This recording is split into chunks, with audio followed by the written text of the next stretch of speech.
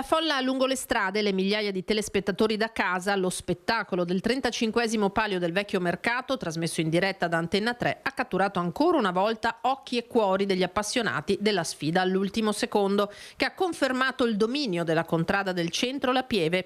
Azzurri all'8ª vittoria consecutiva, eppure sono riusciti nell'impresa di migliorare se stessi, stabilendo il loro record nella corsa col carro, 9 minuti, 3 secondi e 79 centesimi, staccando di 7 secondi di Adene e di 29 Pederiva. Giù dal podio nell'ordine Posmon, Guarda, Sant'Andrea, Caonada, tutti sotto i 10 minuti, quindi Busta, San Gaetano, Contea e Mercato Vecchio. Il record del centro non vale però quello assoluto della manifestazione, stabilito oltre 30 anni fa da Busta, con un tempo addirittura sotto i 9 minuti.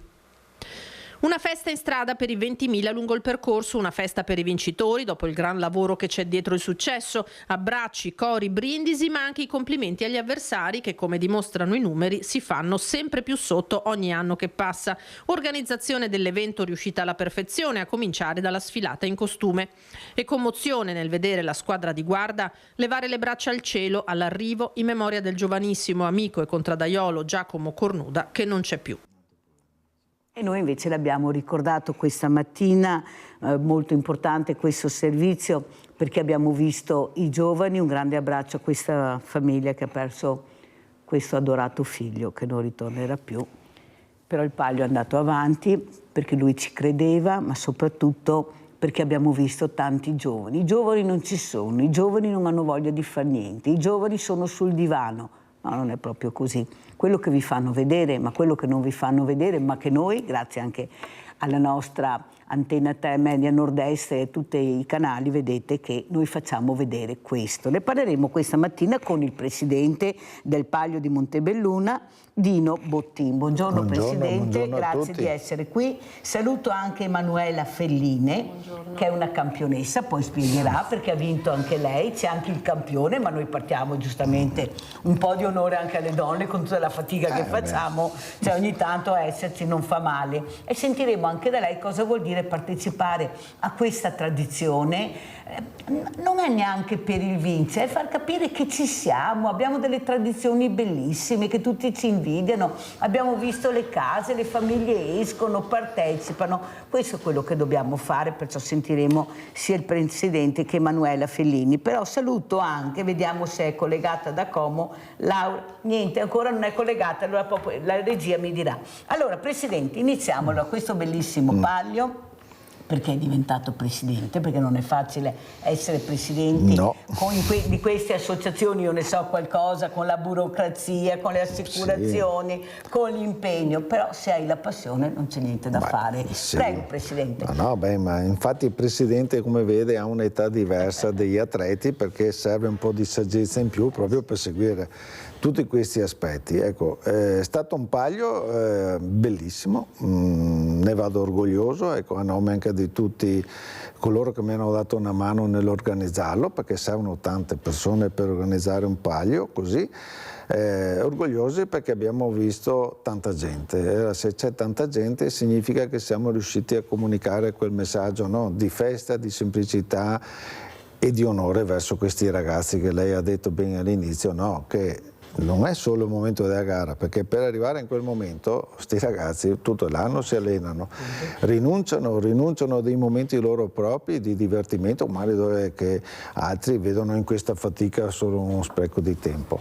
Quindi proprio al mio fianco che ho Emanuela, che è il palio femminile, che il sabato sembrava domenica. Per me è stata una festa enorme vedere queste donne che potevano gareggiare, che fanno questo sforzo, e avere tanta gente che li incitava, che ti fava in fianco. Ecco, il palio, lei diceva giustamente, no, giovani, tanti. Quest'anno il palio esordirà anche quel primo palio proprio così in dialetto veneto dei CEPA, dei ragazzi, proprio per avvicinarli. Non fa male, Presidente. Non fa male, ma di entrare in questo ambiente, perché il giovane viene, si perdona se si sbaglia, perché può costruire un percorso che si fa insieme se l'ambiente è sereno, tranquillo, che sa accogliere chiunque, ognuno ovviamente anche con l'umiltà di capire il proprio ruolo. Non puoi essere grande atleta se fisicamente mamma natura non ti ha messo nelle condizioni. Ecco, sottoscritto non potrà mai fare quel che fanno loro. Ma una volta, Presidente, cioè, Ma una volta nei sogni, magari,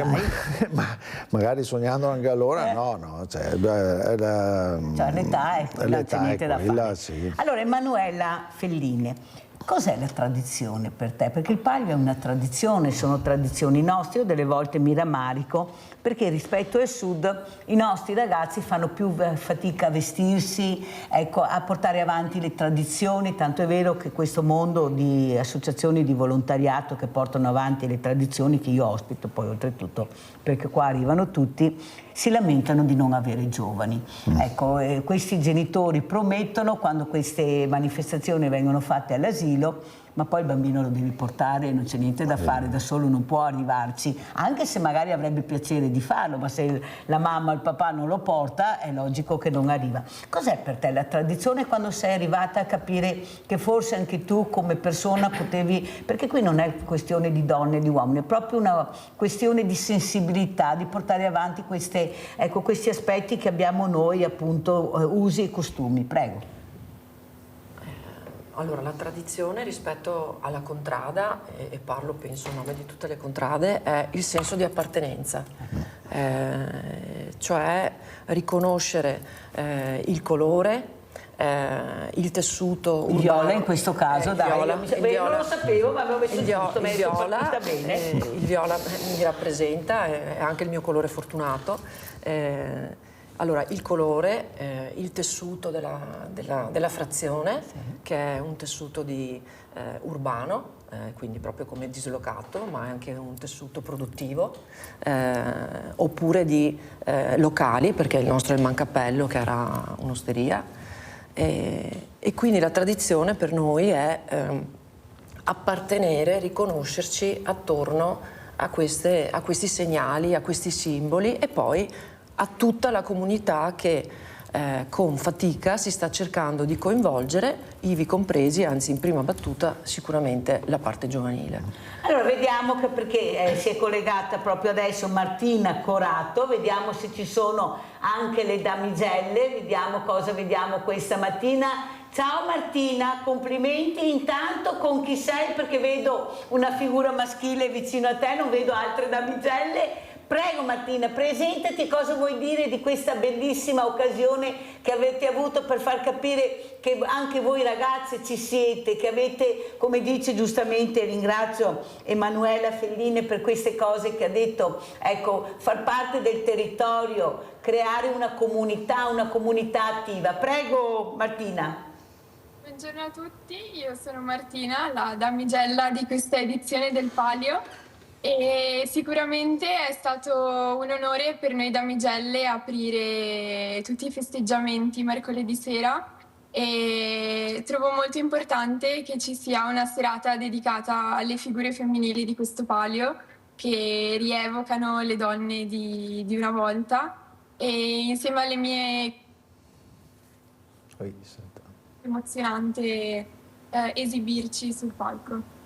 Grazie Martina, intanto vi ringrazio per questo bellissimo scorcio che ci date, guardate quanto belli siamo, ed è uno scorcio, cioè io mi domando se qualcuno forse può sempre di più puntare su quello che è anche il nostro territorio, perché noi vediamo la Sardegna, la Sicilia, vediamo Puglia, Calabria, cioè venite anche un po' più su, più spesso, non dico che non si veda mai, perché no, diciamo la verità, però un po' più spesso, visto che siamo bellissimi, ringrazierei gli addetti ai lavori, dico io. Cosa ne pensi Martina di quello che dico? Questo territorio bellissimo che ti fa respirare un'altra aria, ma soprattutto dicono che le donne non fanno squadra. Qui invece mi sembra che sia Emanuela che tu hai detto l'importanza di questa figura femminile, ma è così fatica a far squadra tra donne, oppure se c'è qualcosa di importante che veramente senti la squadra si fa? Cosa dici Martina?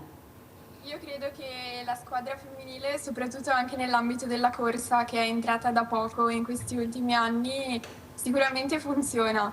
Io vedo nella mia contrada la squadra femminile del San Gaetano che è super legata, e posso confermare anche, credo, per tutte le altre contrade che sia veramente riuscita questa cosa, e si è visto soprattutto dalle gare di quest'anno, di come la squadra abbia migliorato, di come ci sia aiuto reciproco, quindi sicuramente è una cosa che funziona. Grazie Martina. Chi c'è vicino a te? Vediamo chi si presenta, chi è questa mattina questo signore, prego. È Mauro Marchetti. Ciao a tutti, sono Mauro Marchetti, sono lo speaker storico del Paio, quindi mi sono permesso esattamente di accompagnare e portare le damigelle qui in questa bellissima location che naturalmente rappresenta anche, tra l'altro è lungo il percorso della gara, quindi è uno dei punti sicuramente più belli e più esclusivi di Montebelluna. E da circa 25 anni, diciamo esattamente, sono speaker ufficiale e collaboro quindi nell'ambito organizzativo del Paio, quindi è diventato sicuramente parte un po' della mia vita e quindi vederlo esattamente crescere di anno in anno, coinvolgere sempre di più la cittadinanza, la comunità, poi con l'ingresso anche da 6 edizioni del Paio femminile, veramente è un orgoglio e un onore per la mia città esattamente poterla rappresentare e poter raccontare di anno in anno da più di 25 anni esattamente le emozioni che ci fa vivere questa manifestazione. Allora, quello che noto, proprio, lei ha detto una cosa importante, sono uno speaker, però è quello che ti dà proprio l'emozione del momento, che ti fa vivere passo per passo il percorso. È importantissimo lo speaker, la voce, il tono, l'emozione che vive anche lui, che la trasmette, cosa non facile, anche questa devi sentirla, cioè è inutile che vengano a raccontarci. Speaker si nasce, si diventerà, ma si nasce con questa euforia, con questa emotività che riesce ad arrivare nelle case e far palpitare le persone che partecipano. Quanto è importante è capire che in quel momento, ecco, la tua voce arriva in queste case che magari non partecipano, a questa folla, perché veramente c'era una folla, proprio con la tua emotività. Prego. No, ma hai pienamente ragione, nel senso che tante volte anzi mi è difficile perché quello che sto raccontando in quel momento, io tra l'altro nella gara ufficiale della domenica e anche in quella del femminile del sabato sono sempre all'arrivo, quindi vedo proprio i carri arrivare e le immagini che si presentano esattamente di questi ragazzi che arrivano stremati, quindi veramente in condizioni certe volte, dopo si dice ci si fa l'abitudine, io l'abitudine non ce l'ho fatta e tante volte la voglia esattamente di trasferire anche al pubblico che sta vedendo quello che sto vivendo io, però qualche volta purtroppo la voce mi abbandona, voglio dire, e veramente l'emozione mi sopraffa anche esattamente la voce, però penso proprio che siano anche queste caratteristiche, cioè il fatto di vivere veramente queste situazioni non solamente dal lato visivo ma anche emozionale. Penso di essere riuscito e di riuscire a trasferirlo e questo il senso ce l'ho dai ritorni che ho del pubblico, dei ragazzi e di coloro esattamente che vivono la manifestazione. Abbiamo in linea il nostro Rinaldo da Venezia, vai Rinaldo. Rinaldo, se tu da beverti il caffè? No, so qua, Mirella. Perfetto, vai. No, che so Mirella. Buongiorno ai tuoi ospiti, Mirella. E innanzitutto, è tradizione che abbiamo sempre avuto. Tutti i paesi, non solo che del Veneto, d'Italia, aveva la sua storia, la sua tradizione, il suo momento che faceva festa. Purtroppo adesso, va bene, come che dice il direttore, bisogna mandare iscrizioni che si prepara per fare questo servizio qua. Io lavoro tutto l'anno, si impegnare tutto l'anno, pensa a te quanto bene che vuole alle sorelle e a quello che fa. E robe belle che fa questi ragazzi, bisogna apprezzarle di più. Una volta che eravamo poveretti, queste erano le feste che andavamo, erano le feste di Santa Lucia che facevi altri a Treviso, ma da per tutti i paesi, desde una sagra, dove che tutti va. E la storia che è sempre quella, e finisce sempre che se miele le persone, che il mondo, perché guarda che belle robe, si diverte tutti, non c'è pericoli e tutto funziona. Bene, grazie al nostro caro Rinaldo, è proprio vero quello che dici, perché io sono di Treviso, poi di Fiera, le fiere di San Luca, una delle tradizioni più antiche che abbiamo, eppure siamo nel 2025, sono cambiate perché il mondo è andato avanti, però le persone che partecipano di tutte le età sono tantissime. Vuol dire che la tradizione non muore, però per non far morire la tradizione, qua lo dico alla politica, la politica deve supportare con i propri amministratori, tanto di tutti i politici, Presidente, perciò è inutile che reagiremo, gli amministratori che devono supportare, perché non è facile, si parlava prima, io ne so qualcosa, l'impegno e la responsabilità che hai, ecco, questa burocrazia che alza sempre di più l'asticella, che non finisce mai. Invece io sono convinta, Presidente, che dovrebbero forse controllare qualcos'altro più di controllare noi. Per carità, dico, la sicurezza è la prima cosa, ci mancherebbe, però penso che siamo in grado di capire anche fin dove possiamo arrivare e dove farci supportare e dove non arriviamo. Perché? Perché le persone sono tante che vengono, gli atleti sono tanti, perciò tu in quel momento sei responsabile di una comunità enorme. Cosa dice, Presidente? Che sono pienamente d'accordo con lei, è una fatica, però devo con anche... te, perché siamo con associazione, te, dai, Presidente. Grazie, perfetto. Ecco, è una fatica enorme, è una fatica, è una responsabilità, devo anche dire che sono stato anche aiutato, cioè questa sensibilità l'ho proprio percepita quest'anno, quindi anche nell'impostazione dalle forze dell'ordine, perché quando hai tutta la gente, dai soccorsi, perché non sembra, ma nascosto di dietro c'era più di un pronto soccorso, cioè eravamo pronti a qualsiasi situazione, c'è anche un ospedale da campo, giusto per capire, un PMA, pronto ad assistere soprattutto anche i ragazzi, cioè non c'è nulla a caso, ecco, tutte le cose sono state viste, sono ore e ore di lavoro, ecco, ore di fatica che io spero sempre e cerco di dirlo dimostrando da me stesso, cioè il volontariato, no? Questa bella parola che si assume delle responsabilità ma che anche ha bisogno magari di altre eccellenze. Per eccellenze intendo dire di professionisti, delle persone che per natura del loro mestiere, no, sono brave a fare quello, sarebbe bene, no, magari che qualche volta si mettessero in gioco per la comunità, per tornare al primo argomento che tu hai detto, no? Quelli dei ragazzi, perché dobbiamo tutelarli, dobbiamo dare uno spazio, dobbiamo permettere che le loro idee, che non devono essere le idee del Presidente, ma deve essere le idee di una comunità, il Presidente ha il compito di mantenere poi quel legame verso la rievocazione storica, perché la storia, noi come Palio, poi tra l'altro da 2 anni abbiamo proprio scelto, cioè proprio il titolo, il Palio il suo territorio, non è che l'abbiamo scritto a caso e stiamo coinvolgendo tutta l'area del Montello fino su al Grappa, col Piave, la nostra storia, la storia che identifica questo territorio con le sue eccellenze. Hai detto bene prima, perché per noi del Palio di Montebelluna è importante, è un territorio bellissimo, ha un territorio ricco di cultura, di storia, di architettura, un territorio di natura, perché non si può venire a dire che il Montello, prodotti del territorio che sono fantastici, insomma noi tutti no, penso giriamo, però casa tua non è mai quella bella, ma nota tanto, diciamo, cioè che abbiamo uno degli orti e dei giardini più belli che ci sono a livello italiano. Vedo che Emanuela fa sì con la testa e con l'importanza di far capire che il territorio va rivalutato, però io sono convinta, sentendo anche questi ragazzi che io ospito, dai studenti alle associazioni, più di qualcuno, specialmente la figura femminile, mi dice Emanuela, prima o poi ce la faremo, un passetto alla volta, con grande fatica, ma ce la faremo perché il futuro è nelle nostre mani, così mi dicono. Ecco, tu come vedi questa storia anche di questa donna, abbiamo visto anche con le regate a Venezia, come remano, con quanta fatica,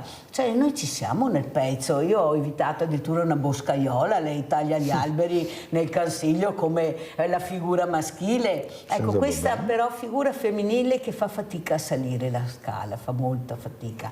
In politica poi vediamo i numeri, non ci siamo ancora. Io avevo molta fiducia, Emanuela, su Bruxelles, questa Europa fatta da tantissime donne, ma sono stata delusa, ma non voglio portarti in politica, ma per dire che forse dovrebbero aiutarci di più, visto che sono là e hanno un potere enorme. Ecco, appartenenza al territorio, però rivolgendosi, come dice il Presidente, ai giovani, nelle scuole, negli asili, perché io vedo anche nelle sagre, quando li coinvolgete, questi bambini, loro sono strafelici. anche nelle salve che portano i vassoi, che aiutano a tenere pulito. Cioè basta intrigarli, farli lavorare, perché loro vogliono quello.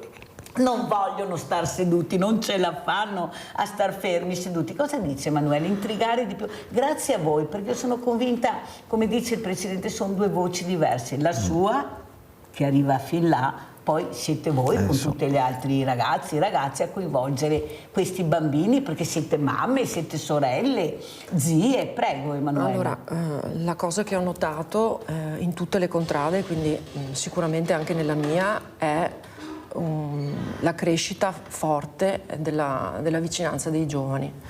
Questo ha portato anche alle prestazioni che noi tutti abbiamo raggiunto, perché bisogna essere sinceri, quando arrivano forze atletiche di una certa età, fresche, il livello automaticamente si alza. Allora, per quella che è la mia esperienza, che sono anche una che come età non è più così tanto giovane, bisogna ciappare quel che viene, cioè nel senso che ognuno deve arrivare in contrada ad allenarsi e bisogna essere grati perché è venuto. Certo. La prima cosa è dire grazie. Grazie, bravo. E anche se si allontana, perché purtroppo fa parte anche della natura giovanile di essere attratti da tante altre cose contemporaneamente ad un allenamento, e per qualsiasi motivo si allontana per settimane, quando ritorna bisogna ricominciare a dire grazie. Ecco, se si dice ma non sei venuto a allenarti, cosa è successo? Si comincia a fare i genitori in un ambiente invece che deve essere goliardico, non vengono più. Anche perché si sentono giudicati. Esatto, questo non va bene. Quindi hai ragione. Il segreto è dir grazie e far stimolare continuamente la voglia di riunirsi, perché quello che ha fatto il gruppo per la nostra contrada è la piacevolezza di stare insieme a far fatica, e credo che sia il luogo comune di tutte le contrade, che sia questo il motivo della crescita di questa manifestazione a livello anche sportivo. Cioè la voglia di stare insieme. Bravissima Emanuela, condivido tutto quello che hai detto, ecco, non essere giudicati, partecipo quando ho tempo, se ho tempo, quando voglio, ma non voglio essere giudicato perché non vengo più. Ecco, questa è una molto importante. Abbiamo Mirella da Riese. Ciao Mirella. Ciao Mirella, buongiorno. Ciao. Io sono stata a Montebelluna a vedere il palio. Era stupendo, perché siccome che abita mio figlio là e mi ha ospitata, allora fa dai che andiamo a vedere il palio. Mamma mia che stupendo, vedere questi ragazzi come che corrono con questo canetto, mamma, guarda, sono stata a bocca aperta proprio a vedere. E adesso lo fanno il palio qua a Riese di Mussi, non vedo l'ora che lo facciano, perché anche quello è bello.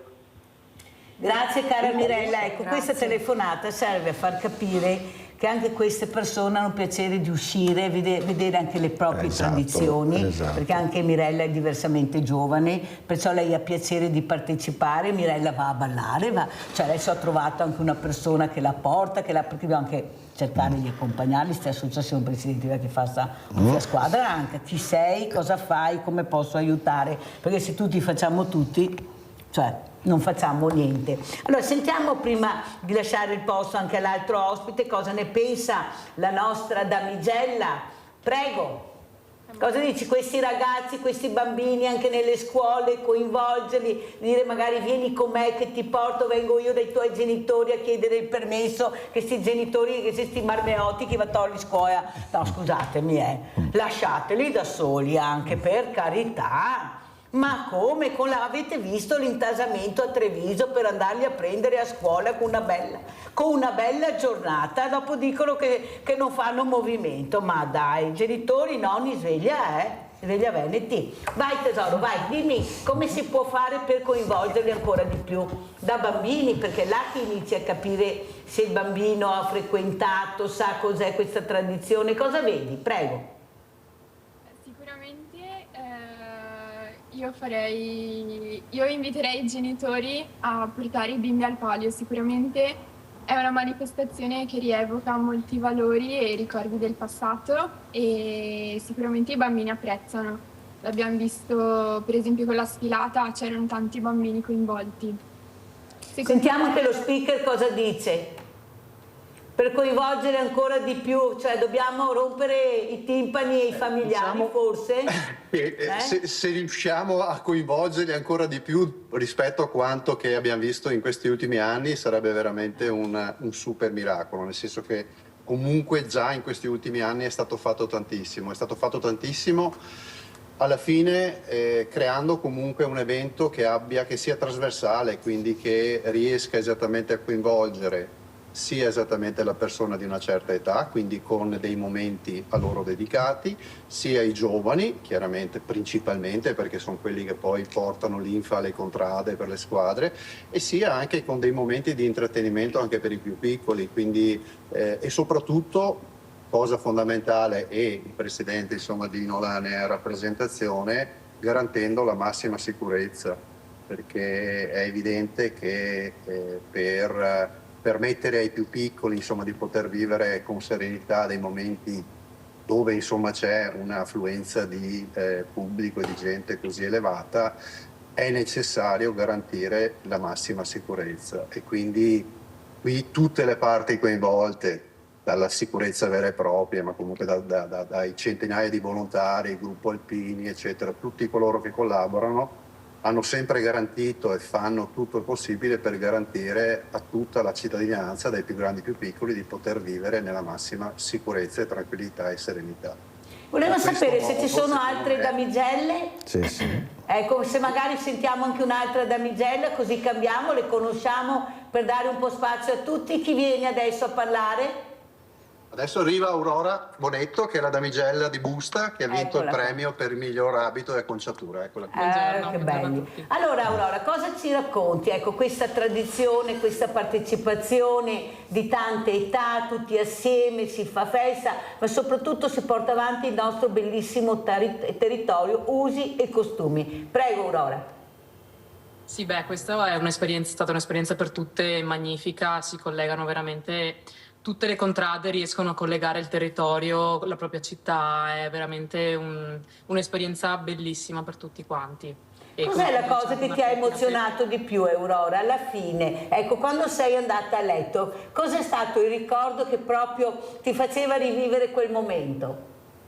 Allora, l'emozione di salire sul palco con le ragazze e le altre damigelle è stata veramente un'emozione bellissima. Non mi faceva dormire la notte durante le settimane precedenti, e veramente quello è stata l'emozione più bella, perché comunque ci siamo viste per tanti mesi per fare le prove, appunto per aprire la prima serata del Palio, e quella è stata l'emozione più bella di tutte quante. Eravamo tutte agitatissime, quindi da lì in poi è stato veramente tutto in scioltezza. Perciò la volontà, Aurora, è quella di coinvolgere sempre più persone, come diceva Emanuela, indipendentemente da chi arriverà, l'importante è che arrivino. Posto Presidente, un onere non da poco, però il coinvolgimento del territorio, chiunque può arrivare ad aiutare, o sbaglio Presidente? No, è vero, abbiamo avuto volontari al Palio degli altri comuni vicini, perché il Palio appunto è del suo territorio, non solo dal punto di vista enogastronomico, ma perché deve essere sentito dal proprio territorio. Cioè l'obiettivo è un po' di abbattere, permettimi, i campanili, no? Di collaborare insieme, di fare rete, ma anche nel livello imprenditoriale dove stiamo spingendo. Il fatto di aver avuto dei ristoratori presso la tensostruttura per mostrare quelli che sono le eccellenze del nostro territorio, che chiunque potesse accedere anche a un prezzo popolare, e ringrazio questi ristoratori perché mi hanno messo nelle condizioni di farlo. Per me è stato un successo. Poi abbiamo tardato, magari ci sono stati qualche problema, ma fa parte anche dell'enormità di gente che si è presentata a un certo punto il sabato sera, ma ci stiamo organizzando anche per superare questo il prossimo anno. Certo. Ecco. Visto l'ampiezza del territorio, Presidente, penso che problemi non ce ne siano. Ecco, perché torno a ripetere, ragazzi, noi abbiamo Asolo, abbiamo il Canova, abbiamo il Grappa, abbiamo una storia dell'Italia che è il Piave, porca miseria, abbiamo un Montello che è da invidia, perché insomma abbiamo tutto, quindi non vergogniamoci di ciò che abbiamo, ma stiamo in rete anche con l'imprenditoria a darci una mano proprio per promuovere in giro per il mondo che territorio che abbiamo. Ecco. E allora a questo punto andiamo in pubblicità, perché entrerà un altro ospite, un altro vincitore, un altro campione. Pubblicità.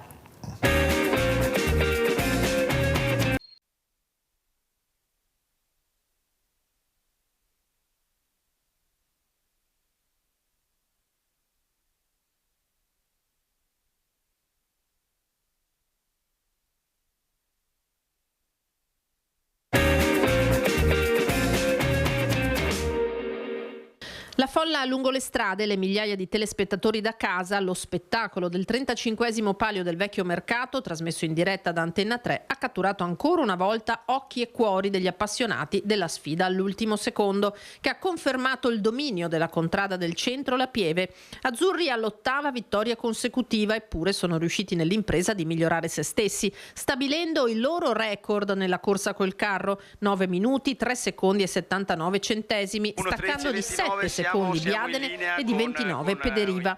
Giù dal podio nell'ordine Posmon, Guarda, Sant'Andrea, Caonada, tutti sotto i 10 minuti, quindi Busta, San Gaetano, Contea e Mercato Vecchio. Il record del centro non vale però quello assoluto della manifestazione, stabilito oltre 30 anni fa da Busta, con un tempo addirittura sotto i 9 minuti.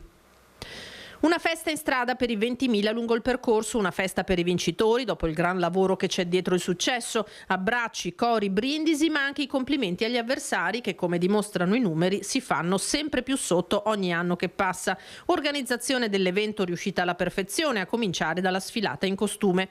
E commozione nel vedere la squadra di Guarda levare le braccia al cielo all'arrivo in memoria del giovanissimo amico e contraddaiolo Giacomo Cornuda, che non c'è più.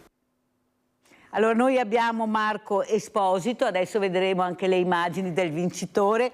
Prima questa persona, io dicevo prima al Presidente di non dividere tra uomini e donne, ma di persone che hanno partecipato, mi sembra molto corretto. L'ho rifatto rivedere perché c'è tanto sacrificio dietro quello che voi avete visto, tanto impegno, ed è giusto vedere questi ragazzi, queste persone, questi volontari che hanno partecipato a questo evento, perché se è riuscito così bene è merito di tutta questa squadra che sono riusciti a creare e che Marco ha portato alla ribalta. È salito sul palco, primo premio. Ecco, cos'è? Che emozione. Ecco, Emanuele, no, la damigella diceva: quando sono nata a letto per 3 notti non ho dormito, anche forse di più. Prego Marco. Letto?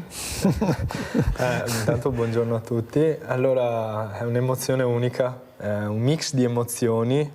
Effettivamente forse la notte dopo ho dormito molto bene perché ero stremato, e le notti prima un po' insonni sicuramente. Io avevo provato anche la gioia di vincerlo da atleta, invece da capomastro devo dire è un altro mix di emozioni molto forti, devo dire.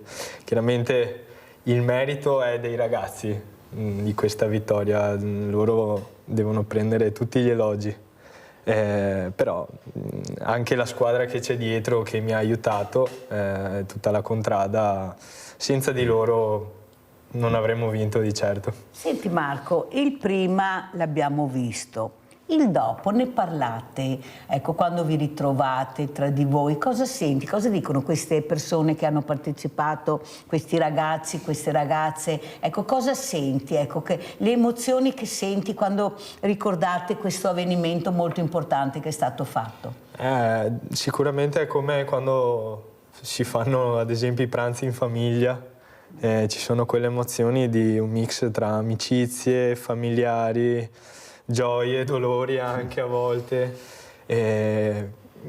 Questo, diciamo, principalmente sono sempre bei ricordi, anche quando ce ne sono di brutti per vari motivi. Il più sono sempre bei ricordi fatti di appunto legami tra persone, appunto come abbiamo detto prima. Sì, questo. Avete sentito, questi sono i ragazzi bravi. Presidente, intanto complimenti per quello che sento, per quello che abbiamo visto, ma soprattutto questa squadra. Allora io le dico il mio sogno. Vediamo se il prossimo anno riusciamo a farlo assieme. Proviamo. Allora io ho creato il villaggio delle associazioni a Silea, perché siamo in tanti e siamo divisi, ma soprattutto poi voglio sentire anche i ragazzi e le ragazze dare la possibilità ai diversamente agili di partecipare a quella che è la quotidianità che i normodotati vivono tutti i giorni. Ecco, fare un palio anche con un carro trainato da queste persone. Mi piacerebbe tantissimo, perciò far diventare anche un palio inclusivo. I numeri non ci mancano di sicuro, Presidente, è solo la volontà di unire, di fare squadra e non di dividere, di far sì che anche loro in quel momento, come vediamo nello sport, come vediamo in tante discipline, si sentano cosiddetti normali, perché loro vogliono questo. E mi sembra che si faccia molto poco. Poi vorrei sentire anche le ragazze e anche lo speaker cosa ne pensa di fare anche con loro il Palio inclusivo tutti assieme. Prego, Presidente. Palio, mi permetto di dirti che il Palio è già inclusivo, perché il Palio collabora con il suo territorio e ha dato spazio e sono volontari all'interno dell'evento, perché loro sono nei bar, loro sono nei compiti come qualsiasi altro volontario. Chiaro che io guardo gli aspetti della sicurezza per far sì che tutto funzioni bene, raccolgo la proposta, anzi abbiamo anche osservato che tutti i passaggi per chi ha le barriere architettoniche fossero nelle condizioni di poter accedere a qualsiasi parte del Palio. Ecco, abbiamo raccolto un'osservazione fatta l'anno scorso anche di una cassa per chi viene a trovarci al Palio, che possa accedere, farsi un ordine liberamente senza guardare la cassa così. E siamo intervenuti in tal senso e abbiamo fatto quest'anno proprio l'arredamento adatto a tutti. Raccolgo la sfida, la chiamiamo così, no? di creare anche questo momento sul percorso di gara, no? Se non ho capito male, non sarà facile perché dobbiamo trovarli, perché si allenino, dobbiamo seguirli, ma perché no? Partiamo subito, Presidente. Perché no? Abbiamo i cari aprifista proprio messi nelle condizioni. Raccogliamo queste associazioni, vediamo chi è d'accordo, chi non è d'accordo, faremo una riunione qui proprio i primi di ottobre, perché dobbiamo partire subito, però io non li lascio più, gliel'ho promesso, siccome sono venuti qua. E loro hanno detto, e appunto anche questo Presidente di questa Università Vaticana, Don Maurizio, mi ha fatto i complimenti perché ha detto: Mirella, lei li fa parlare, cosa che non è sempre semplice da sentire e da fare, e li fa vivere la quotidianità. E questo ragazzo, Davide, ha detto: incontrare nuove persone. Ecco, incontrare delle persone diverse, non i soliti. Io l'ho portato una gita con me, i genitori, devo ringraziare, si sono fidati, anche perché ne ho portato via 250 su un colpo, perciò penso naturalmente con tutti i volontari, non da sola, con qualche accompagnatore, ma liberi. Tanto è vero che lui quel giorno ha detto: mi chiamo Davide di nome, libero di cognome. I genitori continuavano a messaggiare, lui ha detto: no, fin stasera non rispondo, quando che vado a casa che conto tutto, ma adesso no. Capite che forse dobbiamo, cosa dici Marco, fare più squadra, coinvolgimento di più, sì nel bar, sì, però il tutto deve essere composto anche da questo, o sbaglio Marco? Non sbagli, anzi possono sorprendere molte persone, perché sono appunto, loro sono speciali, cioè sono veramente dei ragazzi fantastici. Io ho avuto la fortuna di allenare in ambito nuoto alcuni di loro, e potrebbe essere una bella occasione avere un carro apripista appunto con questi ragazzi. Bravo Marco, ti ringrazio. Io devo essere supportato, adesso non mi da nessuna parte. Poi tutti mi dicono sì, dopo sparisce tutti, no. Perché ci vuole impegno, come dice il Presidente, non sarà facile, ma almeno possiamo dire ci abbiamo provato. Esatto, possiamo dire ci abbiamo provato. Sentiamo, vediamo se abbiamo un'altra damigella collegata. Eccolo qua, non so se avete seguito quello che abbiamo detto, avete sentito? Chi è che parla adesso? Presentati, chi sei? Sono Miriam, la damigella social di Caonada. Ecco, allora Miriam, cosa dici di quello che abbiamo detto di fare anche questo caro bellissimo, grazie Marco, apripista con questi meravigliosi ragazzi diversamente agili, come li chiamo io, perché si muovono in maniera diversa, ma sono meravigliosi. Cosa dici? Facciamo squadra e cerchiamo di portare anche loro a questo Palio bellissimo? Ma certo, sono d'accordissimo, perché il Palio è anche inclusione. Brava. Cos'è l'inclusione per voi giovani? Perché guarda Miriam, e lo dico con grande amarezza, perché io parlo con questi ragazzi, li ascolto molto, anzi forse mi hanno scritto una poesia che non leggo naturalmente, perché è una poesia che mi è arrivata da una di queste persone, da una donna, la quale dice che hanno bisogno di ascolto. Ecco, dobbiamo ascoltarli, dobbiamo capire dove possono arrivare. Io l'ho avuta ospite, se voi vedete la puntata quando è venuta poi ve lo dico, ha detto io ho un posto di lavoro Mirella, ringrazio, lei soffre di crisi epilettiche, sta scrivendo un libro bellissimo che poi inviterò e lo daremo massima visibilità, però ha detto non faccio carriera, mi hanno lasciato là, io ho il posto, però non riesco a salire un pochino, io invece vorrei fare questo. Vorrei dire, guardate che sono in grado di riuscire anche ad arrivare più in alto, lasciatemi provare. Invece Mirella non ci ascolta nessuno, non ci vogliono, i numeri non ci sono. Cosa vuoi dire Miriam a Michela che ti sta ascoltando? Sicuramente ti vedrà stasera perché lei guarda tutte le trasmissioni, prego. Di non perdere mai la speranza, di crederci, perché come noi partiamo dal municipio con tanta speranza e con tanta voglia, arriviamo su e siamo stremati, però comunque dopo siamo contenti di aver fatto questa bellissima esperienza. Ascolta Miriam, per te quando sei andata a letto la sera, per quante notti non hai dormito, il ricordo più bello qual è stato? Prego Miriam.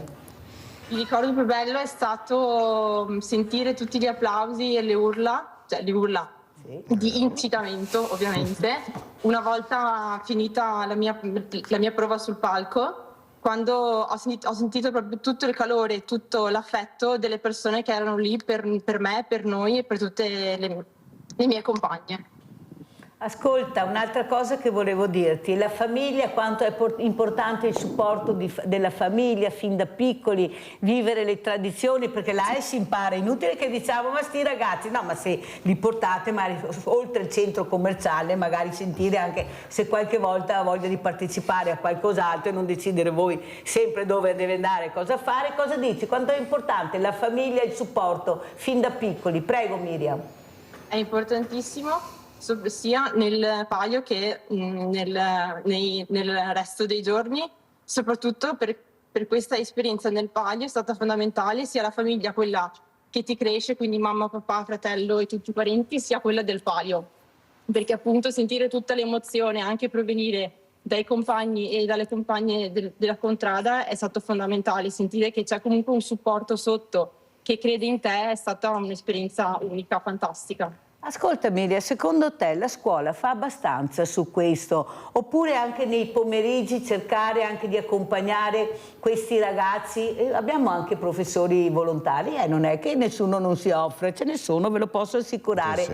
Portare magari questi ragazzi a vedere, a toccare con mano gli allenamenti, cioè farli girare, cioè io non so più cosa fare, guardate io sono disperata perché poi parlo con questi ragazzi e li vedi là che non sanno dove andare, cosa fare, perché bisogna prendervi per mano le prime volte, non c'è niente da fare. Io ho detto Miriam, lo dico anche alle altre damigelle se siete d'accordo, di aprire anche gli ospedali, di entrare negli ospedali, vedere cosa sono questi ospedali, perché è un'aria diversa, non è il profumo della strada, è un profumo diverso dove vi orientate di più, cosa vi attira di più. Io sono convinta che anche voi avremmo anche la possibilità con voi di avere più volontari. Ecco, sentiamo anche cosa ne pensano le altre damigelle. Martina, cosa ne pensi?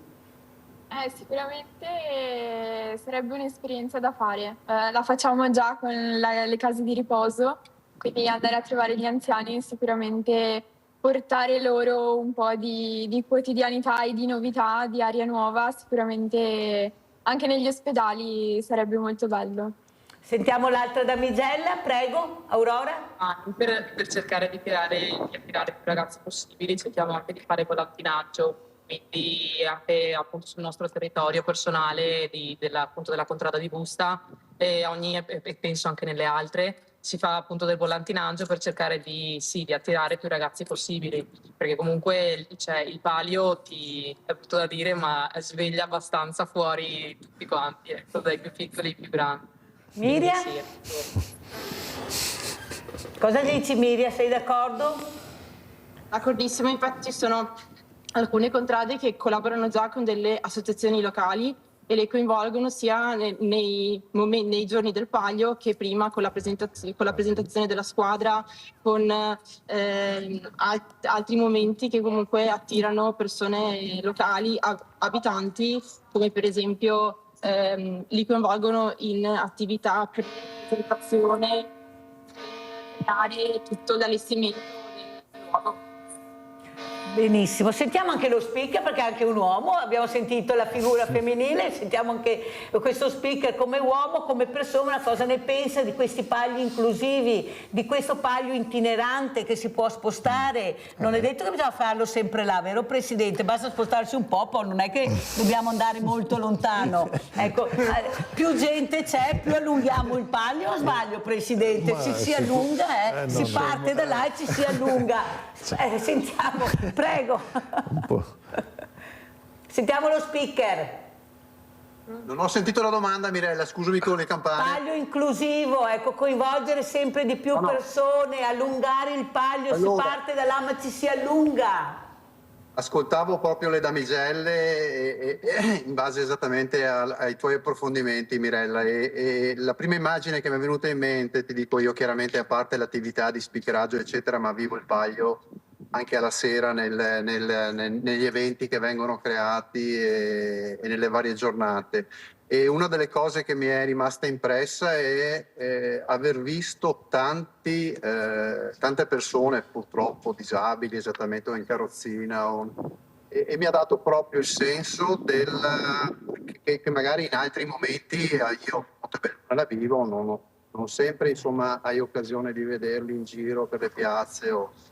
Quindi secondo me proprio anche il senso di comunità e di sicurezza che si crea con questo evento porta anche persone esattamente che magari non sono abituate a vivere le piazze, a vivere la comunità, a uscire e a viverla. Ne ho viste veramente tante, quindi anche l'idea del carro apripista che hai dato, secondo me Dino ci sta già lavorando, se esattamente... sì, dobbiamo partire subito con Mirella, sì, con la Mirella si parte e non ci si ferma mica. Bisogna partire, anche se poi ci fermiamo perché qualcuno mette di chi i paletti, ma nel momento che riusciamo a superarlo, sai, a me più paletti mi mettono e più mi viene voglia di superarli, perciò mettete pure i paletti, non c'è nessun problema, noi li supereremo con cari, con i muli, con tutto quello che abbiamo, ma non abbiamo paura di superare queste asticelle che vengono messe proprio per fermare questa voglia di coinvolgere la comunità. Ci sono altre damigelle? Siete solo voi? Abbiamo dei damigelli, degli alpini. Allora veloce, vediamo questi damigelli, vediamo, prego. Gli alpini che ti danno una mano. Gli ospiti tante volte. Buongiorno carissimi, ben arrivati, guardate che bei damigelli abbiamo. Ecco, è capomastro del tempo storico. Eccoli qua. Allora, l'emozione più grande per voi, chi è che parla a nome di tutti? Perché non ho il tempo di sentirvi tutti. Chi parla? Prego. È capomastro che ha fatto il tempo. Capomastro. Parlo io a nome del capogruppo. Per noi è sempre una bella famiglia vivere col palio. Siamo nel retro bottega, possiamo chiamarlo, perché siamo nelle cucine, cerchiamo di fare del nostro meglio e spero che la popolazione perlomeno vada un po' bene. E poi... Ricordiamo anche questa figura, questo alpino che è mancato da poco, voi lo conoscete, voglio ricordarlo perché era ospite, ecco, proprio vorrei ricordarlo dal capomastro, questa figura tranquilla, beata, però sempre sul pezzo. Prego. Forse lo ricordiamo nelle nostre manifestazioni, ecco. Sì. Quando c'è da fare ci siamo, basta, cosa posso dire? Grazie perché non ho proprio più tempo, voglio salutare anche questo campione, allora con quale saluto ci lasci? Forza ragazzi. Assolutamente, non smetteremo di vincere, continueremo. Continueremo. Bella questa frase, si va sempre avanti, vero Marco? Bisogna sempre puntare in alto. Sentiamo anche il Presidente come ci saluta, con quale messaggio vuole lasciarci. Ringrazio le damigelli, i capimastri, gli alpini, lo speaker, tutte le persone che hanno partecipato, tutti i volontari, ma veramente tutti, grazie veramente di esserci. Prego Presidente. Non ho mai fatto la domanda a me come andavo a letto la sera, se andavo a letto, ecco. Portare un paglio, portarlo avanti, portarlo nel suo termine è molto, molto pesante e chi lo fa dorme poco, ma molto poco, e mangia anche poco in quel periodo. Però, oddio, non fa mica male ogni tanto, Presidente. Proprio, a me proprio, anzi tutta salute. Però ho sentito anche le telefonate, ho sentito i commenti anche di chi è collegato, sono soddisfatto perché abbiamo raggiunto perlomeno il primo obiettivo importante di questo Palio, che va cambiando, perché 35 anni di storia non è che venga io a cambiarla, ma nell'aprire anche che sia un Palio dell'inclusione, che sia un Palio dove tutti si sentono partecipi, che tutti si sentono a casa, dove un territorio si riconosca, perché possa diventare un festival dell'enogastronomia e della capacità produttiva anche di un territorio che, ricordo, è il distretto della calzatura sportiva, conosciuto in tutto il mondo, di un territorio per il quale io ci tengo tanto, che ricordi anche Francesco Baracca, ecco perché abbiamo questi passaggi, certo. Perché da lì è nata anche poi a seguire l'aeronautica militare, comunque è partita da quei eventi, cioè siamo un territorio importante, ecco, ce l'abbiamo fatta. Siamo un fià imbalsamai però, forse un fià imbalsamai, però siamo un fià imbalsamai, ecco, per me, che forse non abbiamo capito bene. Il lavoro da fare è tanto, sono contento che intanto il 35esimo Palio sia piaciuto e che sia stato anche visto. Mi è piaciuto sentire, perché io non riesco a vedere tutto, ma che chi ha esigenze speciali sia potuto venire al Palio e abbia vissuto anche loro proprio in famiglia, perché il Palio è una grande famiglia. Allora, lei mi ha detto, Mirella, non mi hai fatto la domanda sull'emozione. Allora, io le dico questo, io la guardo, l'ho guardata, allora avete visto il personaggio che è il presidente? Pacato, due occhi che penetrano, poche parole a mio avviso e molti fatti, non so se dico giusto Marco, poi dimmi tu se è vero quello che dico, ma un presidente che è nel pezzo, che quando ti guarda tu sai cosa devi fare. Non ci sono tante parole con questo presidente e le emozioni le vive in maniera diversa, non le fa vedere, se le tiene dentro, se le tiene un pochino forse. Ho sbagliato Marco? No, a descrivere sto presidente? Non sbaglia, anzi bisogna fare gli elogi, perché appunto senza Dino saremmo col sedere per terra. E grazie a lui appunto questa 35esima edizione è andata a mio parere bene, molto bene. E allora un applauso a Dino Bottiglia, lo facciamo. Allora, bravo Presidente. Ho capito io a tutto, ma se non sei il manego giusto, Presidente, dove avuto chi va, Tosati? Dai Presidente, grazie veramente di esserci, Presidente, veramente grazie. Faremo questa riunione, bisogna partire subito perché non è il Palio è domani, cioè non è che per noi che sappiamo cosa vuol dire. Perciò grazie Damigelli e Damigelli, lo speaker, grazie a tutti di esserci. E grazie Mirella.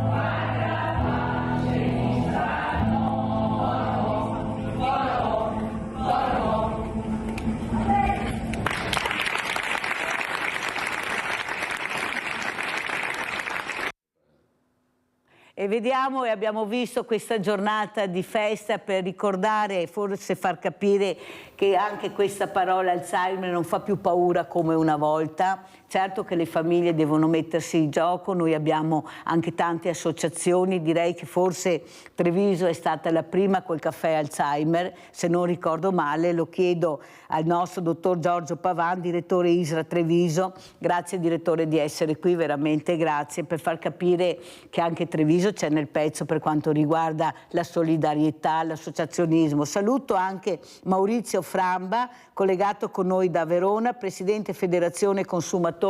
Grazie veramente Presidente di essere qui, perché è una cosa che riguarda anche lei questa mattina, per capire dove qualcuno vuole andare a parare con questi aumenti che ci sono, con questi stipendi e pensioni che non crescono e ormai dal fruttivendolo sembra di andare dall'orefice. Questa è la realtà che ci troviamo tutti i giorni. Allora, direttore, no? Presidente, direttore di una vita Casè all'ISRA, facendo sempre bene, ecco, lo dico io, una professionalità incredibile, tutto funziona, anzi è uno anche che rilancia per dare quella quotidianità ai diversamente giovani, come li chiamo io, di vivere delle situazioni anche belle, di farli vivere. Ma è così difficile farle vivere queste persone meravigliose che se siamo diventati, lo dico sempre, così grandi e belli, e merito loro? No, basta ascoltarle, non è un problema.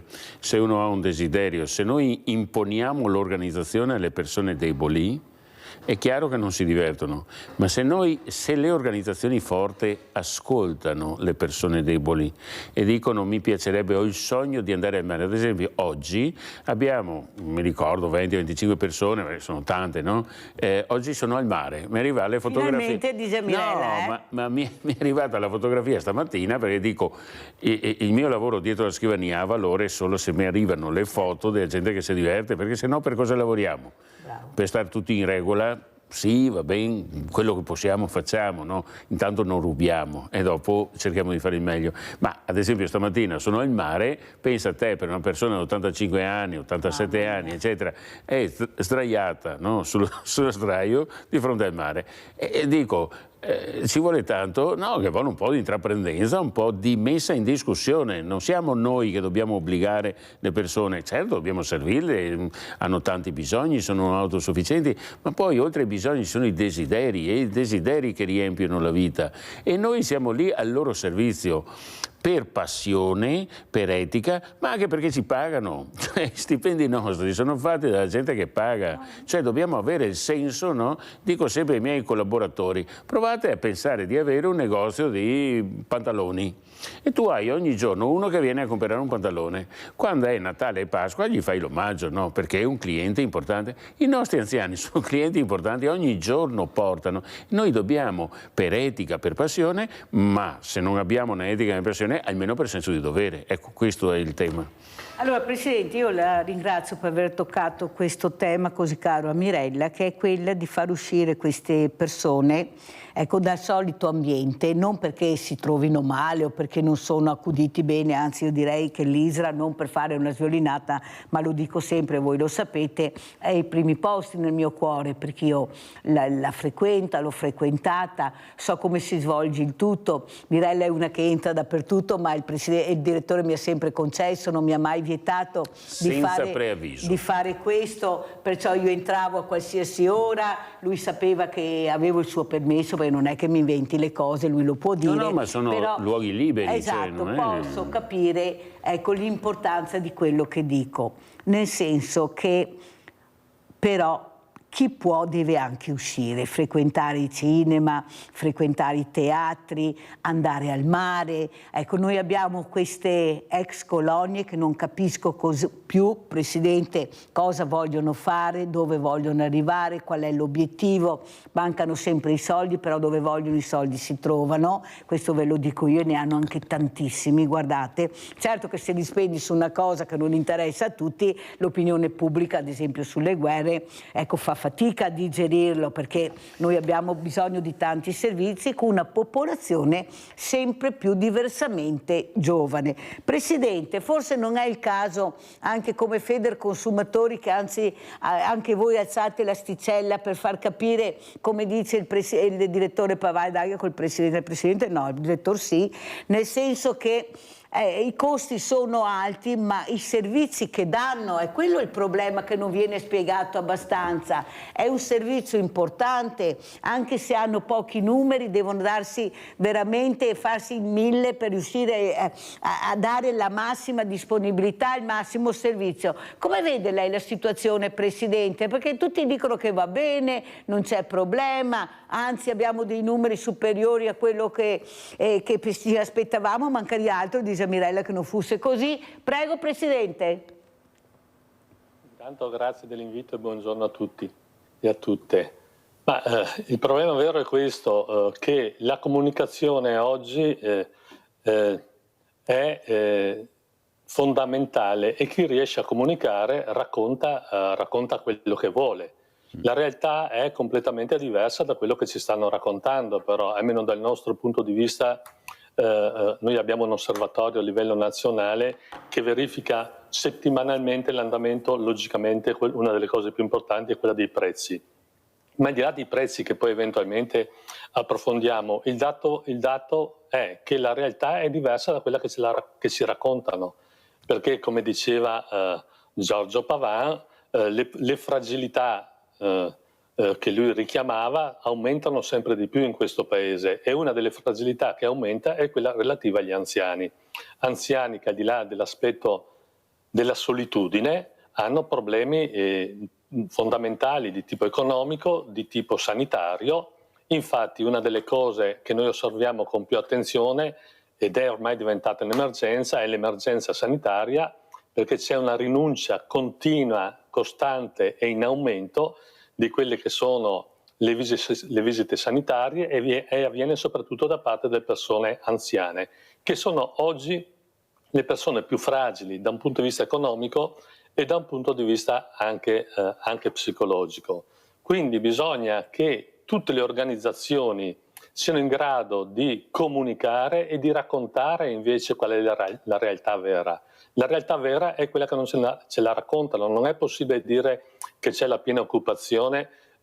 Sembra di ascoltare, ancora maggiormente estremizzati, i discorsi che avevano fatti alcuni decenni fa, quando di fronte alle difficoltà che c'erano tra la popolazione, qualcuno raccontava che i ristoranti erano tutti pieni e bisognava fare la fila per andare al ristorante. Non è proprio così, è esattamente il contrario.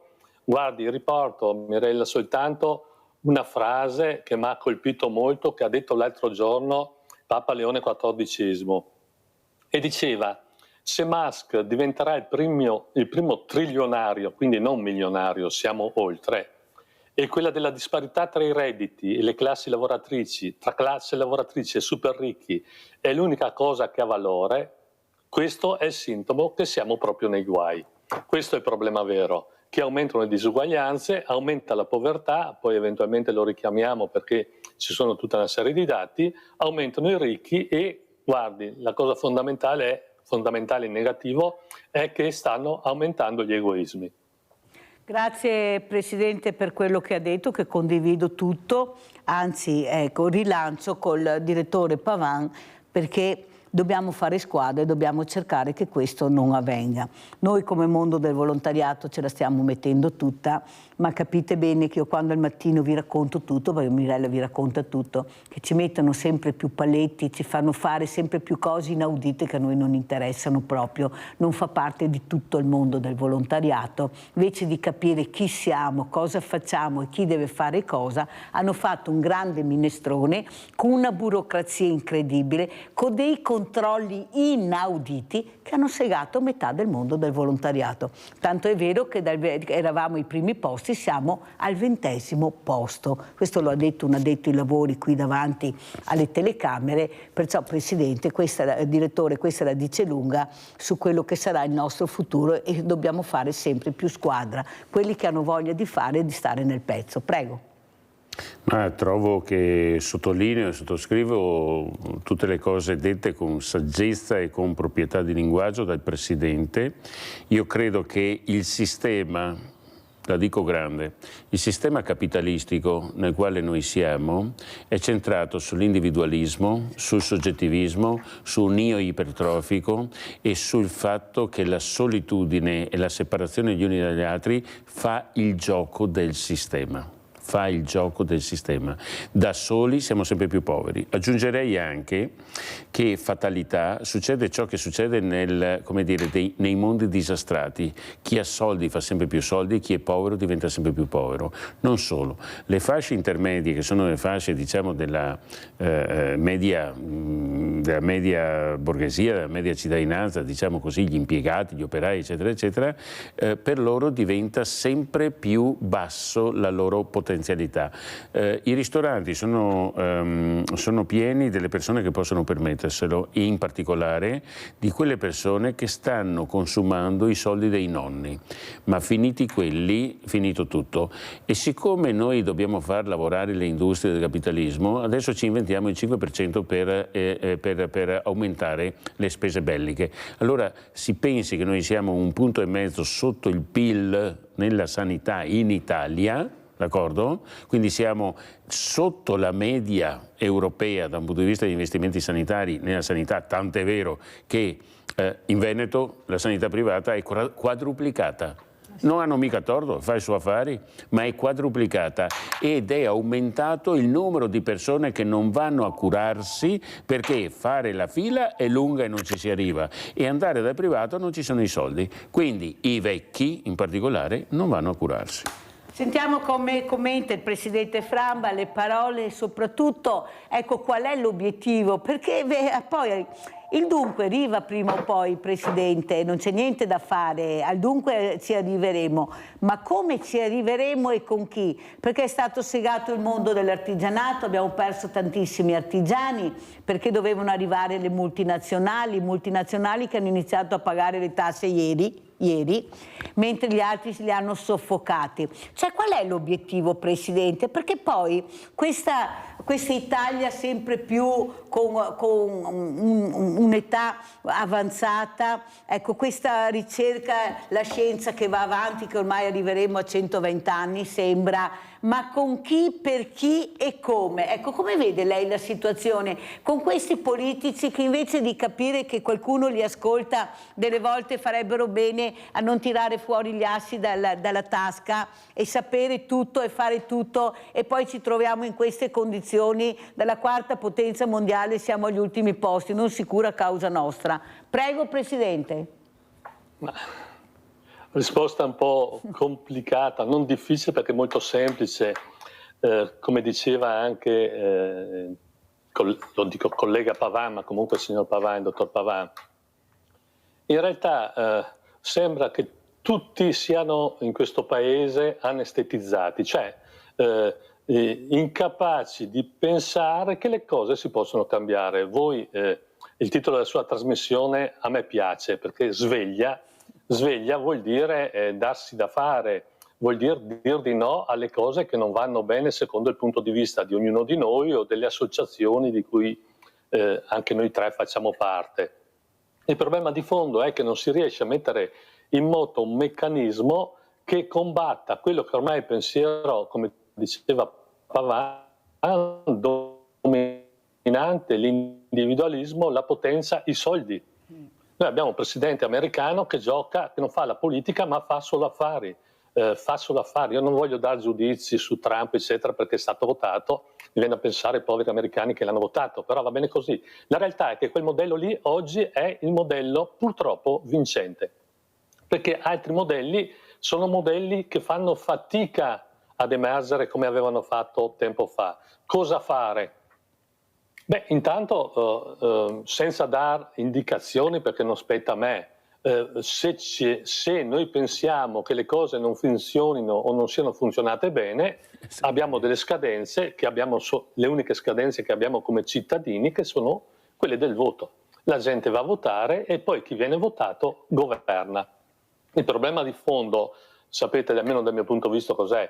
Che chi governa poi non ascolta chi l'ha votato, va avanti per un percorso ben definito. Come diceva Pavan, io sono estremamente preoccupato del fatto che nelle regioni, tra le quali anche il Veneto, dove una volta la sanità pubblica funzionava bene, oggi non funziona bene come una volta, e quella che funziona bene è la sanità privata. Ma questo ragionamento, guardate, riguarda anche non tanto gli anziani, ma le nuove generazioni, perché questa è la prospettiva negativa che riguarderà quelli che oggi sono giovani e lavorano e diventeranno pensionati se avranno una pensione privata e una pensione pubblica.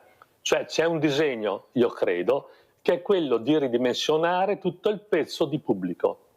Ridimensionare il pezzo di pubblico, come diceva il dottor Pavan, vuol dire andare verso il privato, vuol dire andare verso l'individualismo, e chi ce la fa, bene, chi non ce la fa è un perdente. Abbiamo Guardate, Giulia da Venezia, la fermo un attimo, come Presidente, se no mi cade la linea. Vai Giulia. Mirella, ciao. Ciao cara Giulia. Bentornata. Grazie. E buongiorno a tutti e anche ai tuoi ospiti che hai là. Allora Mirella, ho ascoltato cosa hanno detto fino adesso i tuoi ospiti. Parole sacrosante, Mirella, perché non è solo il presidente americano che parla di cose che ha scompigliato il mondo, lui che doveva chiudere le guerre, ma la nostra, Mirella, io mi vergogno di essere governata da persone del genere. La nostra che parla, sì, per carità, è stato ucciso quel che intanto insultava le persone, perché bisogna rispettare tutti le persone, i modi di vivere che hanno. Lui non è che può insultare quelli che non sopporta. E invece di parlare dei nostri problemi italiani, e parla, perché lo capiamo tutti che lei gli dà ragione all'americano, al presidente. Guarda Mirella, io ti dico, ho ascoltato le persone che hai là.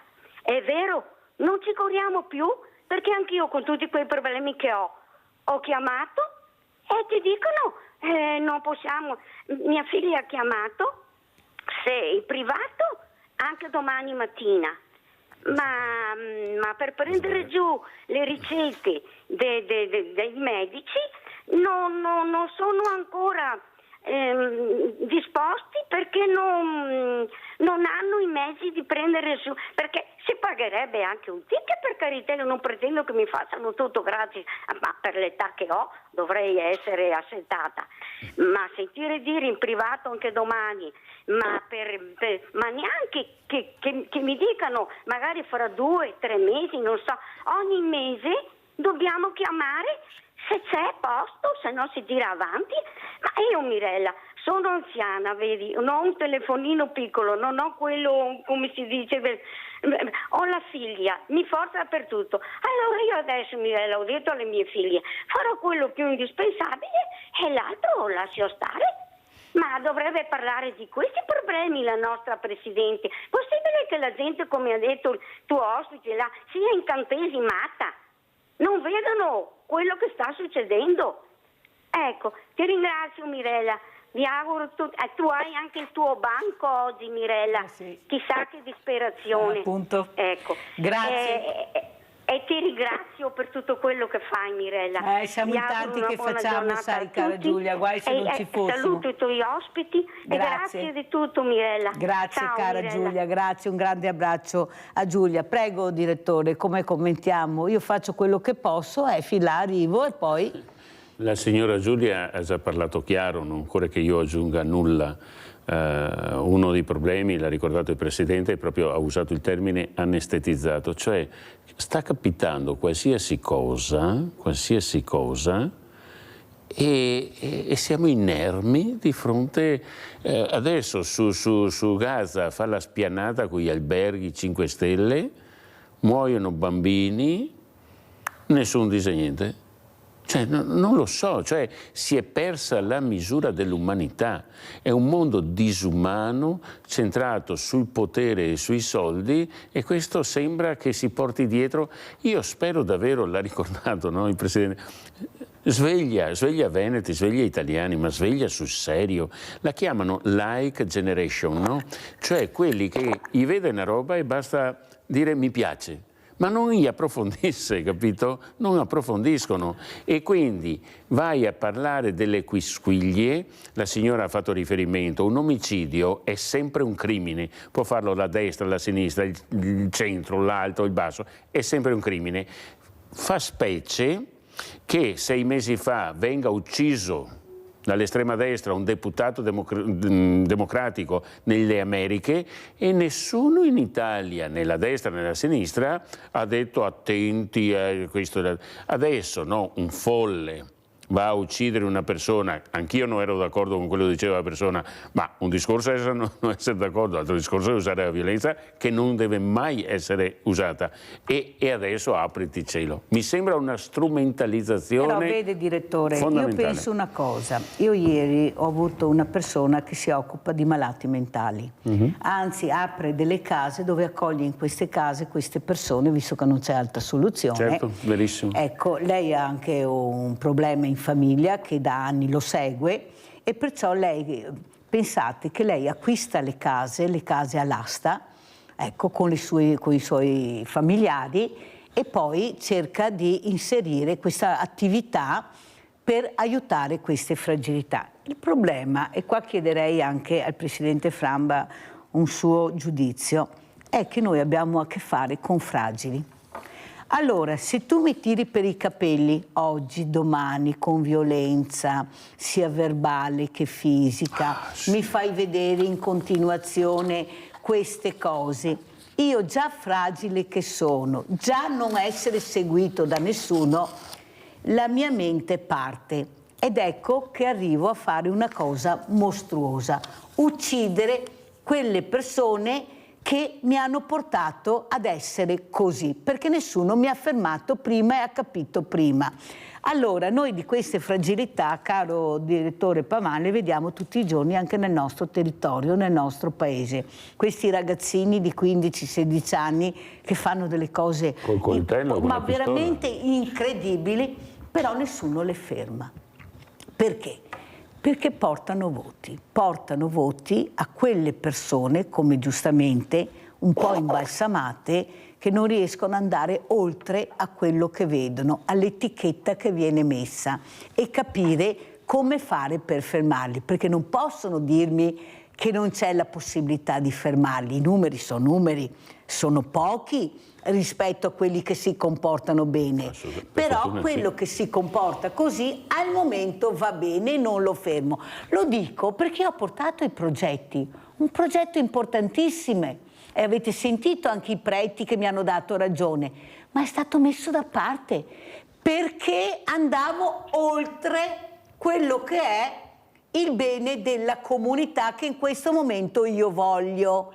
Invece Mirella portava oltre questo, allora bisogna fermare come sempre la Mirella e portare avanti altri progetti. Presidente, ma il progetto è che, come dice Giulia, io ho un banco solidale, io le tocco con mano queste fragilità, questi bambini che mi arrivano con le loro mamme adesso che era terminata la scuola e venivano. Io li ho visti di una tristezza, e lo dico sempre davanti alle telecamere, incredibile, perché non hanno niente, vanno a scuola e frequentano la società e vedono quello che voi avete detto, la felpa firmata, lo zaino firmato e la paghetta in tasca, perché ci sono quelli che girano. E allora cosa fanno? O si chiudono in casa e non escono più, oppure fanno il gruppo di quelli che non possono permettersi questo, ma se lo procurano in altra maniera. Tanto qual è il problema? Cosa mi possono fare? Sono minore? Presidente, cosa dice? Perché costano queste cose, non hanno la possibilità. Prego. Parto dalla frase che ha detto lei, Mirella, andare oltre. Andare oltre dovrebbe essere compito di ognuno di noi, compito di chi della politica, compito della società. Andare oltre però significa anche migliorare le condizioni di chi sta peggio e fare della educazione, fare cultura.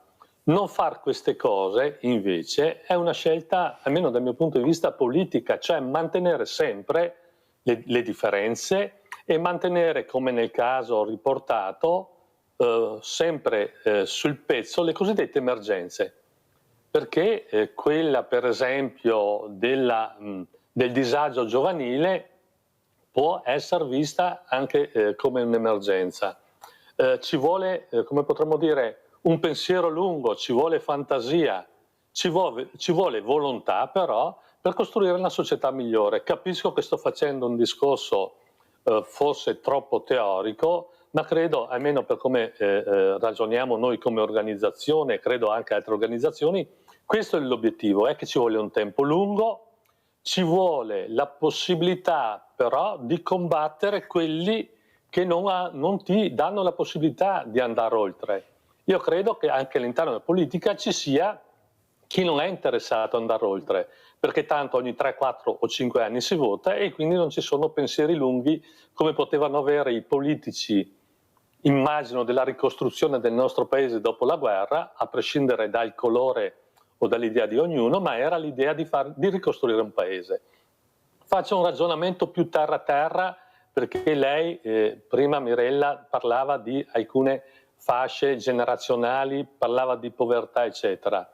L'ultimo report della Caritas dice che per quanto riguarda la povertà, i poveri continuano ad aumentare e continuano ad aumentare in maniera fortissima. In Italia, dato della Caritas, il 23%, circa 13.525.000 persone, vivono vicino alla soglia della povertà.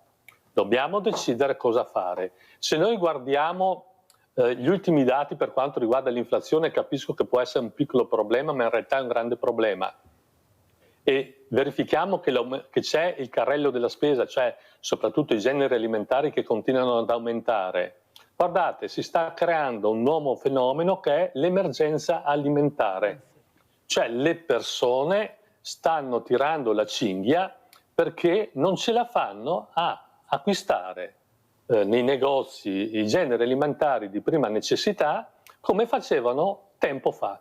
Questo non è un problema di poco conto, perché se tu crei delle emergenze, crei delle povertà, è chiaro che poi potrebbe accadere, non soltanto per i ragazzini per la maglia, per la felpa firmata, che una persona, se non riesce ad andare avanti, trova e sbaglia delle soluzioni alternative per poter andare avanti. Servono interventi, un dato, è vero quello che lei sta dicendo, i numeri, io il Banco Solidale oggi è aperto e perciò so di cosa parla e che numeri ha. Allora io le dico questo e vorrei che anche qualcuno mi rispondesse. Allora, stanno cercando, come con la sottoscritta, con altri, di eliminarci. Stanno tentando di chiudere il Banco Solidale che ho in provincia. Mi arrivano colpi da tutte le parti, stanno tentando di chiudermi gli orti sociali che ho in provincia, colpi da tutte le parti, ma non solo a me, anche una grossa organizzazione ieri mi ha chiamato perché ha ricevuto lo sfratto, una delle più importanti, non faccio nomi naturalmente, dicendo se per cortesia posso ricevere tutte queste cose che hanno nei magazzini perché non riescono ad andare da nessuna parte. Capisce, Presidente, che c'è qualcosa che non torna? E quelli che stanno facendo questo sono quelli che dicono prima i nostri, prima i veneti. Sono loro che mi stanno facendo questo. Però c'è un problema, Presidente, che faranno molta fatica. Perché, Presidente? Perché ho i numeri. Allora, tu, come dice lei, questi generi alimentari che io compro, Presidente, perché non arriva più niente neppure dal Banco Alimentare, quelli nazionali. Non arriva più niente. Perciò io, grazie al 5 per 1000 che mi danno, che aiuto queste famiglie che loro vedono tutti i giorni alla fine della trasmissione, compro i generi di prima necessità, perché la borsa deve essere dignitosa, perciò compro il latte, il tè, il caffè, tutto, il pesce, la frutta, pago perché pagando riesco ad avere la merce. Perché se devo aspettare quello che arriva dai supermercati, non dico tutti, ma in parte, ho chiamato il direttore e ho detto guarda che non ho una porcilaia e non sono una discarica. Perciò io non posso diminuirti la bolletta dello scarto e tu me lo porti, perché funziona così. Carne la buttiamo via tutti i giorni, tonnellate di carne, formaggi, perché deperita, capite bene. Ti viene un mal di pancia, vanno al pronto soccorso e ho mangiato quello, me l'ha dato la Mirella l'ha presa, allora non posso dartelo. Capisce che non ci sto più, Presidente, per questo l'ho invitata stamattina. Cosa sta succedendo? Dove vanno a finire i soldi per fare anche questo? Ma perché tutti dobbiamo fare tutto? La Croce Rossa, l'ha detto la Presidente qui ospite, deve fare formazione. Non è più la Croce Rossa di una volta che deve distribuire il pacco alimentare. Ci sono già quelli che fanno questo. L'ha detto la Presidente, noi abbiamo bisogno di formare i ragazzi, questo è il nostro ruolo. Invece cosa hanno fatto? Un minestrone grande dove hanno messo dentro tutti e tutti facciamo tutto alla fine, la solitudine, la mancanza di cibo, la mancanza di tutto. Pensi, Presidente Framba, che avevo uno dei luminari, e lo dico perché è una vergogna, un notorino laringoiatra nel mondo, un'eccellenza, che è il professor Giovanni Mazzoleni, che ospito, perciò anche il direttore Pavan lo conosce, che metteva gratuitamente a disposizione la sua professionalità, il personale, i macchinari, purché trovassero all'interno della provincia, che è un ente pubblico, un posto dove lui poter operare e aiutare le famiglie, le persone in difficoltà che venivano al banco alimentare. Sono tante. Sa che gli hanno detto di no? Ed sono chiusi, posti chiusi enormi, è una città la provincia, Versailles la chiamo io. Capisce, Presidente, che l'obiettivo è quello di segare, e sono quelli imbalsamati che siete a casa che voi dite che bravi che sono. Io dico, ma pensate, quello per me cosa ha fatto? Cosa ha ricevuto in cambio? Perché ci stanno segando quelli che vogliono fare, devono essere messi da parte, perché regna il business. Cosa dice, Presidente? Regna il business anche sull'alimentare, sull'aiuto, sulla solitudine, sulle case che non si trovano. Prego. Assolutamente sì, ma il problema vero è proprio quello che dice lei, Mirella. Andare oltre dà fastidio. E quindi chi è interessato ad andare oltre, come molte associazioni, comitati e altro, vanno, come potremmo dire, deve esserci bastone fra le ruote della loro attività. Poi c'è un altro pezzo che secondo me dovremmo valutare, io dico dovremmo valutare come associazioni, come volontariato, che è quello di non fare tanti doppioni, perché altrimenti corriamo il rischio di perdere tempo e di fare tutti la stessa cosa e non fare le cose che invece bisognerebbe fare. Sull'emergenza c'è un dato dell'Istat della settimana scorsa. I beni e i generi alimentari dal 2019 ad oggi sono aumentati del 30%. Io ho il dato di un'altra ricerca fatta della Geographic Index, che ha valutato i dati delle 107 province italiane, anche Treviso, mi interessava riportare il dato di Treviso. Dal 2015 al 2024 i redditi medi della provincia di Treviso sono aumentati del 4,5%, Mirella. L'inflazione a Treviso, la somma dell'inflazione di quei 10 anni, dal 2015 al 2024, a Treviso è stata del 21%. C'è stata una perdita media del 16,5%. A Treviso la media, logicamente, perché poi, come dicevamo prima, diceva anche il dottor Pavan, c'è chi si arricchisce e chi si impoverisce, comunque la perdita media è stata di quelli che sono i redditi del 16,5%. Allora la domanda è: ma chi ha la responsabilità politica del bene del paese e di quelli che abitano questo paese? Come fa a rispondere che tutto va bene, non ci sono problemi, l'occupazione aumenta, gli investimenti per la sanità sono aumentati e bla bla bla? Sono chiacchiere, perché come dicevo prima, le chiacchiere attraverso anche i media rendono dormienti tutti quanti, e guardate, succede una cosa che noi abbiamo osservato, che chi sta male, invece che farlo presente e, dico io, ribellarsi con una serie di iniziative, logicamente iniziative legali, si chiude in se stesso e si vergogna. È vero. E un po' alla volta le persone che si vergognano aumentano sempre di più, perché quello che diceva ancora prima il dottor Pavan, cioè il ceto medio che sta sparendo, è un elemento non di secondaria importanza, perché in un paese, se c'è una classe che può aiutare a fare in modo che le cose cambino, è il cosiddetto ceto medio, che in questo paese ormai non esiste più. Abbiamo Antonio da Padova, poi andiamo dal dottor Giorgio Pavan. Vai Antonio! Pronto, buongiorno Mirella e buongiorno anche all'ospite. Noi altri siamo sotto un regime, c'è un regime perché non siamo informati in niente. Hanno spesi miliardi in armamenti, miliardi che vanno via, però a noi non ci dicono niente. Ci dicono solo che noi siamo in pericolo perché possiamo essere attaccati da nord, da sud, da est, da ovest e forse anche da questo paio di balle siamo attaccati. Ma con quella scusa di dire che c'è l'orco che vuole invadere l'Europa, praticamente per noi non c'è più niente.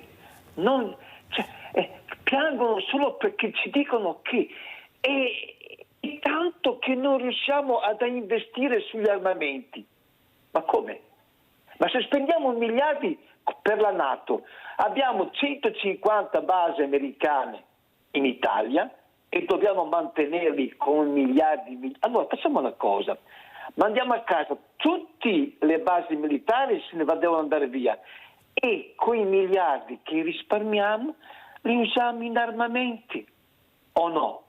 Per quale motivo ci dite che ci sono armamenti quando siamo sotto l'ombrello della NATO? Guarda Mirella, io non sto zitto, abbiamo dei giornalisti del cavolo, non ti dicano niente e siamo qui che adesso noi parliamo, ma ci parliamo addosso, noi ti stiamo parlando addosso, ma bisogna prendere i pugni e andare a Roma incavolati? No, noi ci stiamo parlando addosso. Buongiorno e grazie. Abbiamo sentito le riflessioni di Antonio, grazie Antonio, mentre un'altra persona invece che rilancia è il direttore Giorgio Pavan con delle iniziative bellissime, questa autonomia anche nel vivere per i diversamente giovani, come li chiamo io, per le fragilità anche, prego. Sì.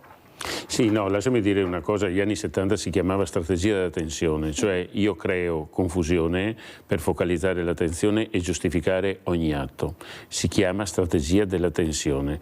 Diciamo così, una volta negli anni 70 era mettere bombe a destra e a manca, per fortuna adesso non vengono messe bombe per carità, ma la strategia della tensione sui giovani, sulla guerra, su questo, fragili. Ecco, c'è una strategia della tensione per cui viene giustificato qualsiasi comportamento perché c'è il problema. No?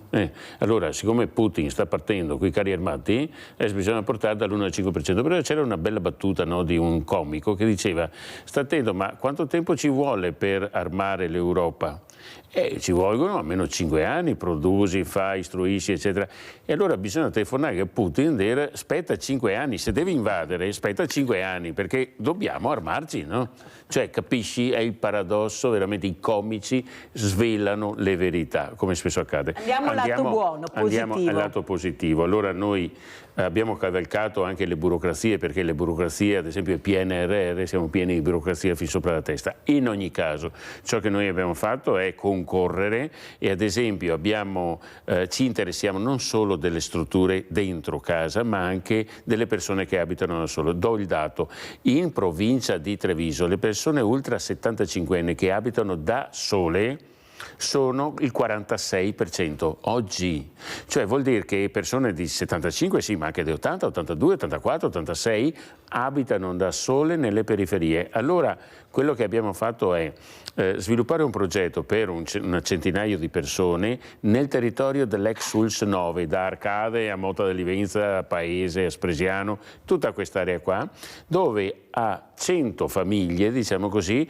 noi andiamo a domicilio e le colleghiamo col nostro, come in remoto. È come qua che abbiamo le televisioni, noi siamo collegati con loro a casa, in modo tale che su problemi di salute, su problemi come dire, di collegamento, di solitudine, noi riusciamo a mantenere questo filo di aiuto. Questo ci aiuta con la tecnologia, diamo ovviamente servizio gratuito fino a fine marzo del prossimo anno a chi fa domanda. La domanda è, lo dico che così... Attenzione perché sono cose importanti che sta dicendo. 0422, che è il prefisso di Treviso, 4146. Ripetiamo. 0422 4146. Bisogna avere oltre 65 anni ed essere non completamente autonomi che salta i fossi, perché loro si arrangiano. Bisogna sbassare un po' il livello, cioè qualcuno che ha qualche difficoltà, che è da solo e che ha qualche difficoltà. Un po' di fragilità. Sì, noi diamo anche degli strumenti, un tablet, eccetera, tutto gratuito. Mettiamo, se loro lo vogliono, dei dispositivi, no, per capire se vogliono essere monitorati, perché quando vivi da solo, insomma, è un problema. Allora, se c'è questa volontà, i comuni del distretto di Treviso, si dice, ma comunque dell'ex Sulz 9 per capirsi, insomma, perché il Presidente della Repubblica è ancora Pertini, no? La gente si ricorda, l'ex Sulz 9, insomma, possono chiamare 0422 4146, si mettono in contatto e fanno la domanda, fanno le verifiche. Se entrano, abbiamo ancora sui 100, abbiamo ancora una cinquantina di disponibilità perché abbiamo iniziato da poco, e anche questo è uno strumento per aiutare, si chiama proprio abitare in autonomia. Cioè, solo del territorio o anche da fuori il territorio? Questo territorio. Questo territorio che comprende allora? Sono 37 comuni, cioè avete capito? Ecco, da Motta di Livenza a Paese, a Spresiano, ad Arcade, perciò chiunque anche Mogliano, sia di un altro comune di Treviso può chiamare il numero e dire io vorrei avere questo strumento importante. Quindi si attivano i nostri servizi. Bellissimo, si complimenti. Avete capito perché ho detto che il direttore rilancia, perché lo invito sempre, perché è come Mirella, lui alza l'asticella. Sandra da Padova, vai Sandra. Ciao Mirella. Ciao. E buongiorno agli ospiti. La battuta che ha fatto il signore a fianco a te è triste, mi è venuto da ridere del discorso dei 5 anni, cioè è una roba allucinante. Siamo invasi. Non mi risulta che noi siamo invasi, mi risulta che continuano, come ha detto il signor Antonio, come ormai ripetiamo da tanto tempo, che danno armi. Trump non è stupido perché ha sfruttato la guerra dell'Ucraina, perché noi compriamo le armi da lui ha solo del tornaconto perché lui sa fare i suoi affari, è un imprenditore al di là di tutta la nomea che può avere, che è matto, che è qua e che là, però lui ha fatto gli interessi dell'America e noi ci siamo caduti, non noi, io o il comune cittadino, siamo caduti come degli allocchi, tipo la Meloni e tutta la Pollaria e tutto quello che ci va dietro. Allora io mi chiedo, continuiamo a foraggiare sto Zelensky? Ma è una roba fuori di testa, Mirella. Cioè, come vediamo, ha ragione, è il ceto medio che deve non risolvere, ma protestare. Ma il discorso è questo, che si parla, io sento solo parole, parole, parole. Tutti i giornalai che dicono chi è contrario, chi è a favore, però finisce lì. Sono dibattiti che non hanno più un significato che è zero. Allora io mi chiedo, Mirella, io ho una certa età, per fortuna sono in salute, però bella anche l'iniziativa del Signore di monitorare tutte queste persone, perché effettivamente, ti dico solo una cosa, ieri sera ha chiamato la signora Carica al primo piano, lui ha 87 anni, è un professore, lei ha avuto un bypass, lei era professoressa e hanno telefonato qui a casa, mio marito ha detto è caduto, perché lui ha il personale, però a una certa ora va via e mio marito è andato giù che ha anche mal di schiena, però l'ha tirato su perché ha un terrazzo con tutte le piante, è caduto sul cactus. Grazie Sandra, fammi andare avanti, non ce la faccio. Comunque complimenti per quello che dici al mattino, poi sei sempre nel pezzo anche tu, veramente complimenti, dovete parlare, dovete farvi sentire, perché no, non conta la voce vostra conta specialmente in questo momento. Allora Presidente, cosa dice? Io direi di andare a vedere anche questa inflazione prodotti agricoli per capire dove andremo a parare, questi prodotti a chilometro zero, però veramente i soldi nelle tasche di queste famiglie che io anche aiuto e come me tantissimi sono veramente pochi o addirittura zero, con 2 stipendi non ce la fanno più, devono venire a prendere la spesa, questa è la verità, affitti alle stelle, pensioni bassissime, io non so se qualcuno pensa a questo. Andiamo a vedere questa inflazione dei prodotti agricoli. L'inflazione è aumentata, sta aumentando dell'1,9%, 2%, mentre per molti prodotti agricoli rispetto al 2024 vengono pagati ancora meno rispetto appunto al 2024, soprattutto per quanto riguarda le fragole, i cetrioli, tutti prodotti importanti, però agli agricoltori sempre meno redditività e sempre meno valore di produzione. Questo è l'allarme che lanciano le associazioni di categoria degli agricoltori. Solo il 10% del prezzo finale finisce in tasca a chi produce la frutta e la verdura che arrivano sulle nostre tavole. È necessario un intervento del governo. Bisogna assolutamente far sì che la legge relativa alle pratiche sleali si concretizzi, e perché si concretizzi si deve comunque dare la possibilità agli agricoltori di avere almeno il costo del prodotto, quindi deve essere la garanzia da parte del Ministero, in questo caso dell'Ismea,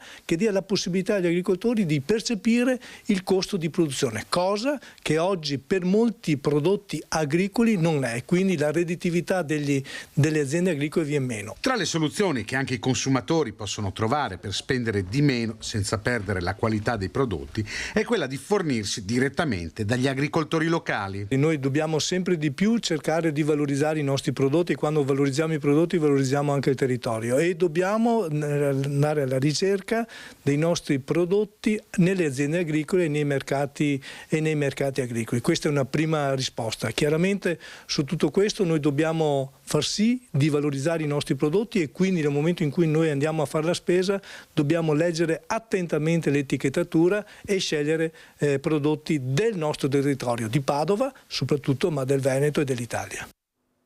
Allora, Presidente, come commenta questo servizio? Cosa vuole aggiungere? È mai possibile che l'ultimo della filiera fa scacco matto? Prego. Condivido perfettamente. Il dato vero è che nella filiera della produzione al consumatore i due estremi, cioè il produttore e il consumatore, sono quelli che pagano pegno.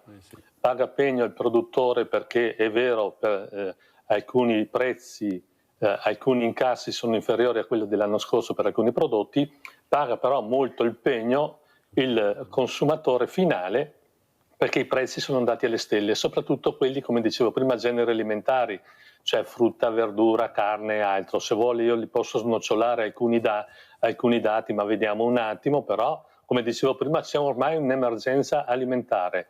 Il problema di fondo è che in mezzo a questi due estremi, il produttore e il consumatore finale, c'è la grande distribuzione che è quella che fa affari. Il problema è tutto lì. Allora, le vie di fuga, quali possono essere le soluzioni? Intanto rivolgersi, cercare di ridurre questa catena di produzione, e quindi andare davvero dal produttore, oppure in questi mercati a chilometro zero, dove trovi spesso cose di qualità, a prezzi più bassi. Ma non è sufficiente, serve far cultura al consumatore per fare un consumo e un acquisto consapevole e responsabile. Poi servono interventi da parte di chi ha la responsabilità a livello nazionale, perché la grande distribuzione, come hanno fatto le aziende che producono energia negli anni dopo il Covid, stanno facendo utili incredibili. Come dicevo prima, dal 2019 al 2025 l'aumento del cosiddetto carrello della spesa, che in gran parte è fatto dai beni alimentari, ha avuto un aumento del 30,1%, che non è un aumento accettabile, considerando che invece gli aumenti di quelli che sono i redditi è sotto le 2 cifre. Vuol dire che noi abbiamo dei dati, perché abbiamo un osservatorio nazionale come Federconsumatori, che si stanno mettendo in piedi tutta una serie di, da parte dei consumatori, iniziative che sono quelle, per esempio, di andare rinunciare al pesce e alla carne di qualità, andare a comprare prodotti di minor qualità, comprare prodotti vicino alla scadenza o in offerta, che sappiamo che se sono vicino alla scadenza o sono in offerta sono prodotti che tra un po' non sono più, diciamo, possibili, non sono più da mangiare. L'altro discorso è che abbiamo visto, e per fortuna ci sono, uno spostamento consistente degli acquisti dai negozi, dai supermercati, verso gli hard discount, cioè verso quei negozi. Senta Presidente, devo correre perché siamo anche in chiusura, ma devo correre. Mi sente Presidente? Però io volevo farle una domanda. Io sono veneta, fiera, ma sono anche italiana, sono anche europea. Ma quelli che vivono nelle grandi città come fanno, Presidente? Perché è facile dire a chilometro zero. Cioè, io sono fortunata a vivere in questo territorio, ma io devo essere fortunata a vivere in questo territorio che mi dà la possibilità, o devo avere quello che mi aspetta di diritto? Cioè, nelle grandi città voi non avete idee, le file che ci sono alle varie Caritas, ai vari centri di alimentari, voi non avete idea cosa, perché non ve li fanno vedere? Oppure ci deve essere un santo dal paradiso che allora si vedono questi poveri che fanno la mensa quel giorno. Ma Presidente, cosa fanno queste persone? Ma noi abbiamo persone che lavorano e che vivono sotto i ponti perché non riescono ad avere una casa, neanche pagando l'affitto. Ma cosa sta succedendo, Presidente? Come arriveranno a questi istituti che non ci sono più neppure le squadre per aiutare? Penso che il direttore abbia girato in lungo e in largo per trovare persone anche di altri paesi pur di dare un servizio ottimale, decente a queste figure che pagano una retta molto alta per loro, perché giustamente i servizi costano, ma se non abbiamo le figure. Ma si rende conto che ho avuto chirurghi e i presidenti nazionali dei chirurghi sono terrorizzati perché in futuro non ci saranno più chirurghi nelle sale operatorie e le scuole anche là non siamo a pezzi, Presidente. Ma cosa sta succedendo? Prego.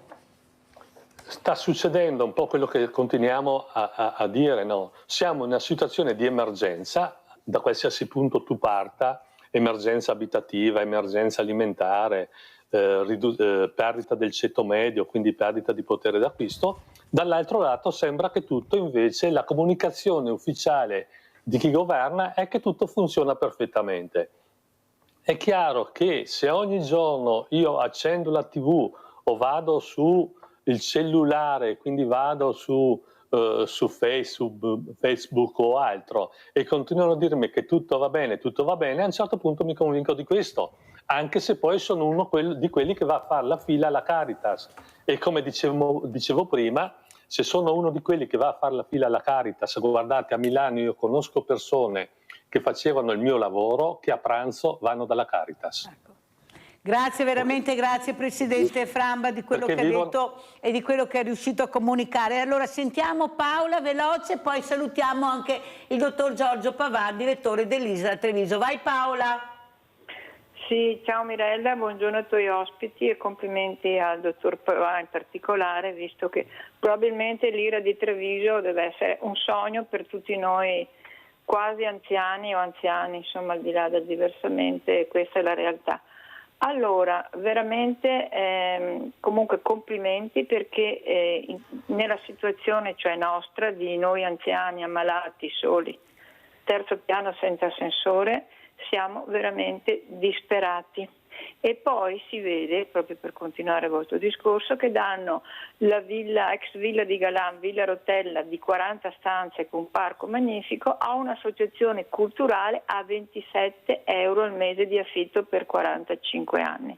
Ma cosa sta succedendo nelle stanze dei bottoni perché avvenga questo schifo perché è veramente una cosa schifosa che le persone messe in queste condizioni. Comunque, siccome devo essere breve, volevo approfittare che lei sappia, direttore, oltre alla US di Treviso c'è anche per Padova qualcosa di genere, perché qua ti trova naturalmente morta dopo 8 giorni ed è abbastanza un problema, almeno questo collegamento. Che lei sappia c'è anche per la provincia di Padova o altre province. Una bella notizia che ho sentito, sperando che sia vera: centro commerciale di Bassano del Grappa, Despar ha assunto dei diversamente agili e prodotti locali ed anche della borsa della spesa. Premiamo perché anche gli altri negozi Despar facciano questo, perché sperando che sia realtà, che non sia solo le solite notizie buttate lì per farsi pubblicità. Grazie infinite, so che sei di corsa, comunque ringrazio e saluto tutti. Grazie a te cara Paola, come prima visto, direttore, ho detto il territorio per spiegare, perché sapevo che qualcuno avrebbe chiamato da un'altra città. Prego direttore Pavan, come commenta e poi come ci saluta. Chiudiamo così 3 brevi considerazioni. La prima considerazione è che tutto passa attraverso i soldi. I soldi sono nelle tasche di chi ci sta ascoltando. Spendete bene e spendete in modo mirato. Se non vi piace qualcuno, non comprate da quel qualcuno. Se trovate che vi danneggia, che non spendete facilmente i pochi soldi che avete, ma mirateli. Lo sciopero dell'acquisto può essere una buona cosa. Vedrai che dopo, se li tocchi sul portafoglio, cambiano. Mi viene da pensare se chi si candida alle regionali pensa, come dire, di collocarsi là in Bellavista o pensa davvero di cambiare il mondo. Sarebbe interessante sta roba. Comunque non importa. Il secondo messaggio è che io oggi pomeriggio sono a un convegno proprio a Padova e porterò il messaggio della signora, perché dirò: noi facciamo questo e Padova chiede, i cittadini chiedono un servizio di questo tipo. Penso tutte le città che dovrebbero avere. Io dico per onore alla signora, sì, insomma, che ci ha fatto Paola. i complimenti e che insomma io lo porterò al convegno e all'OIC, alla Mandria di Padova oggi pomeriggio. E la terza considerazione è che sto organizzando un convegno per ottobre. Il titolo è Sull'orlo del precipizio. Vi lascio così.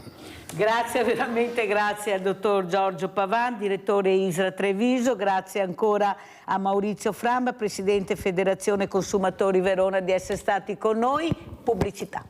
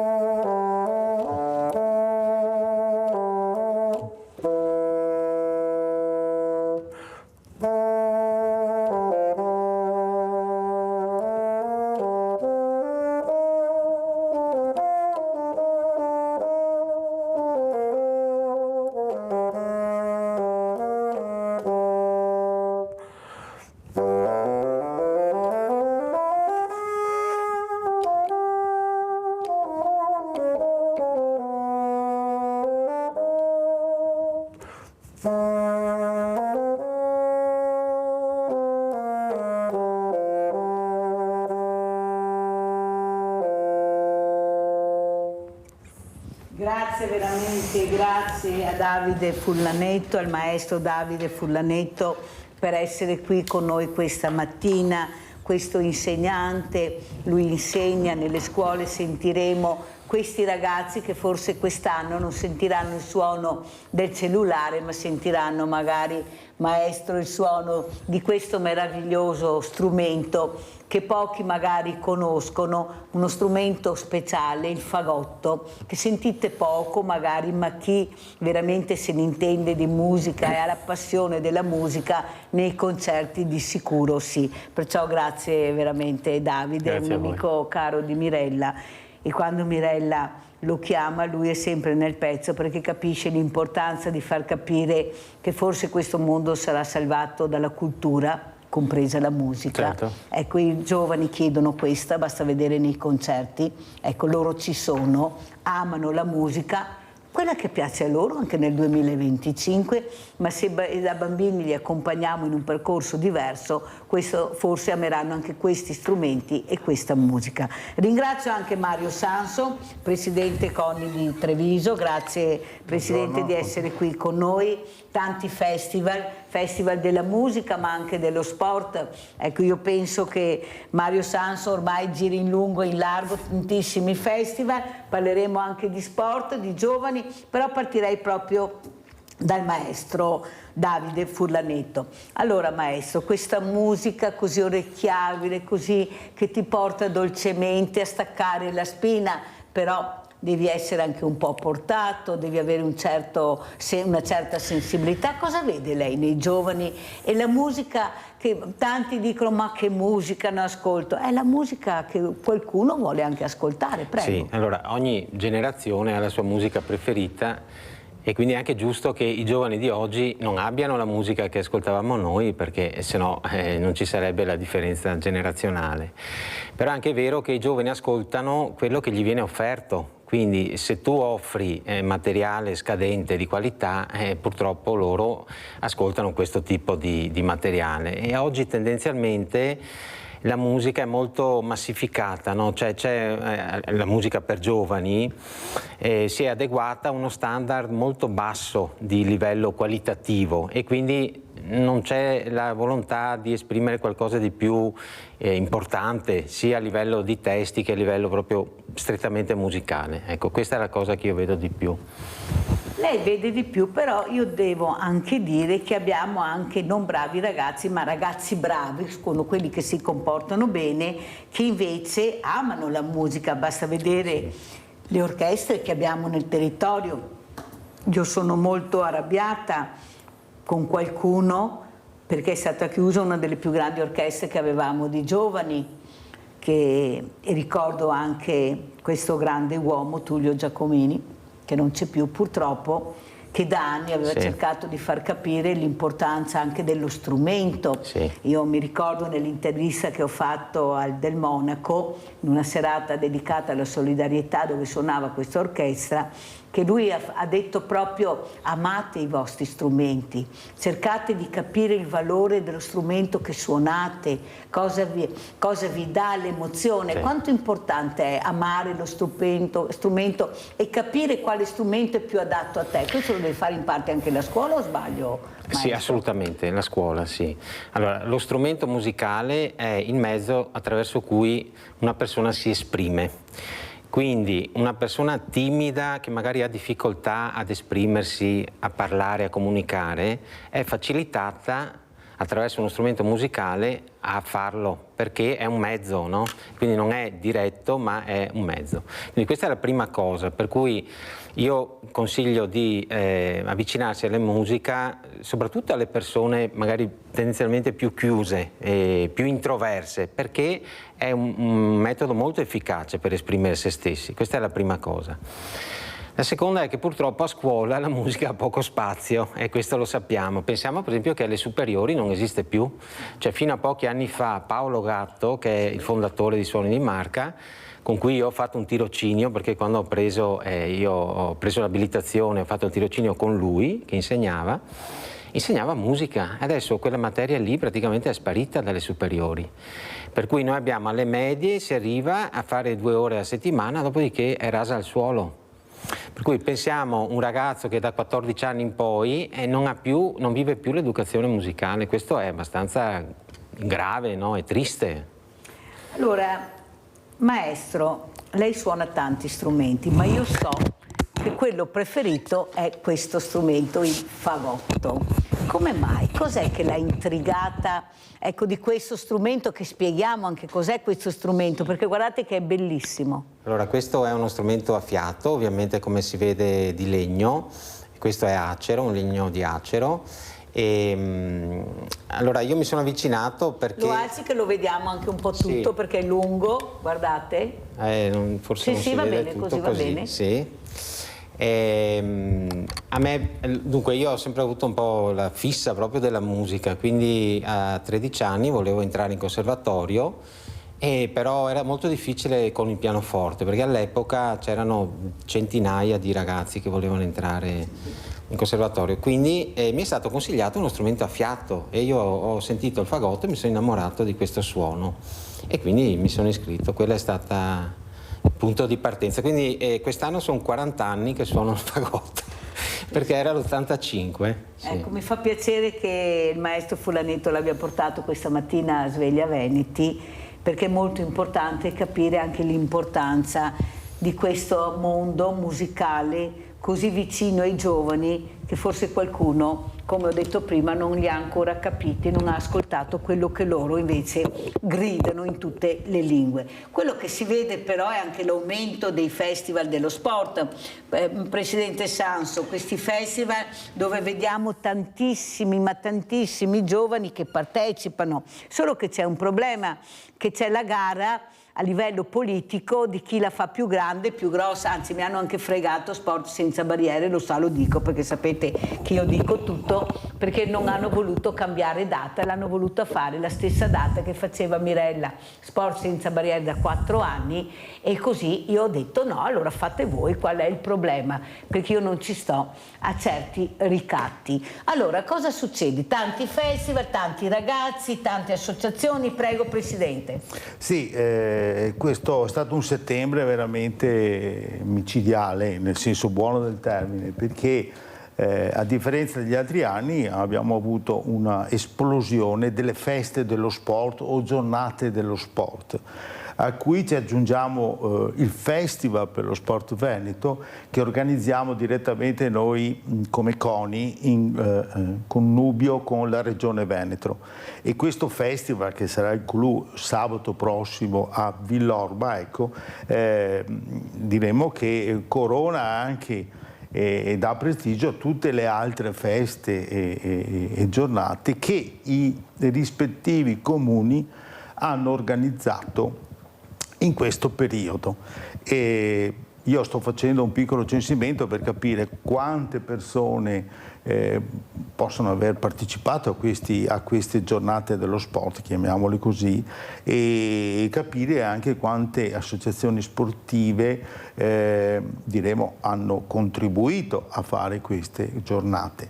Indubbiamente da quelle che ho partecipato io direttamente, in altre ho delegato i miei fiduciari CONI a presenziare. Ecco, sto facendo un piccolo censimento e dalle prime 2 domeniche, il 7 e il sabato 13 e 14, diciamo che abbiamo dei numeri molto lusinghieri, e questo fa ben sperare. Fa ben sperare significa che diremo, primo, i comuni hanno capito e dunque si organizzano. Ci sono delle feste dello sport che è il primo anno che vengono fatte, per il primo anno, e prima hanno capito l'importanza dello sport. Poi ci sono le famiglie che tutto sommato hanno capito anche loro che i bambini, oltre alla scuola, ma dalla terza in poi, non è che sia proprio ancora lo sport che sia ritornato in maniera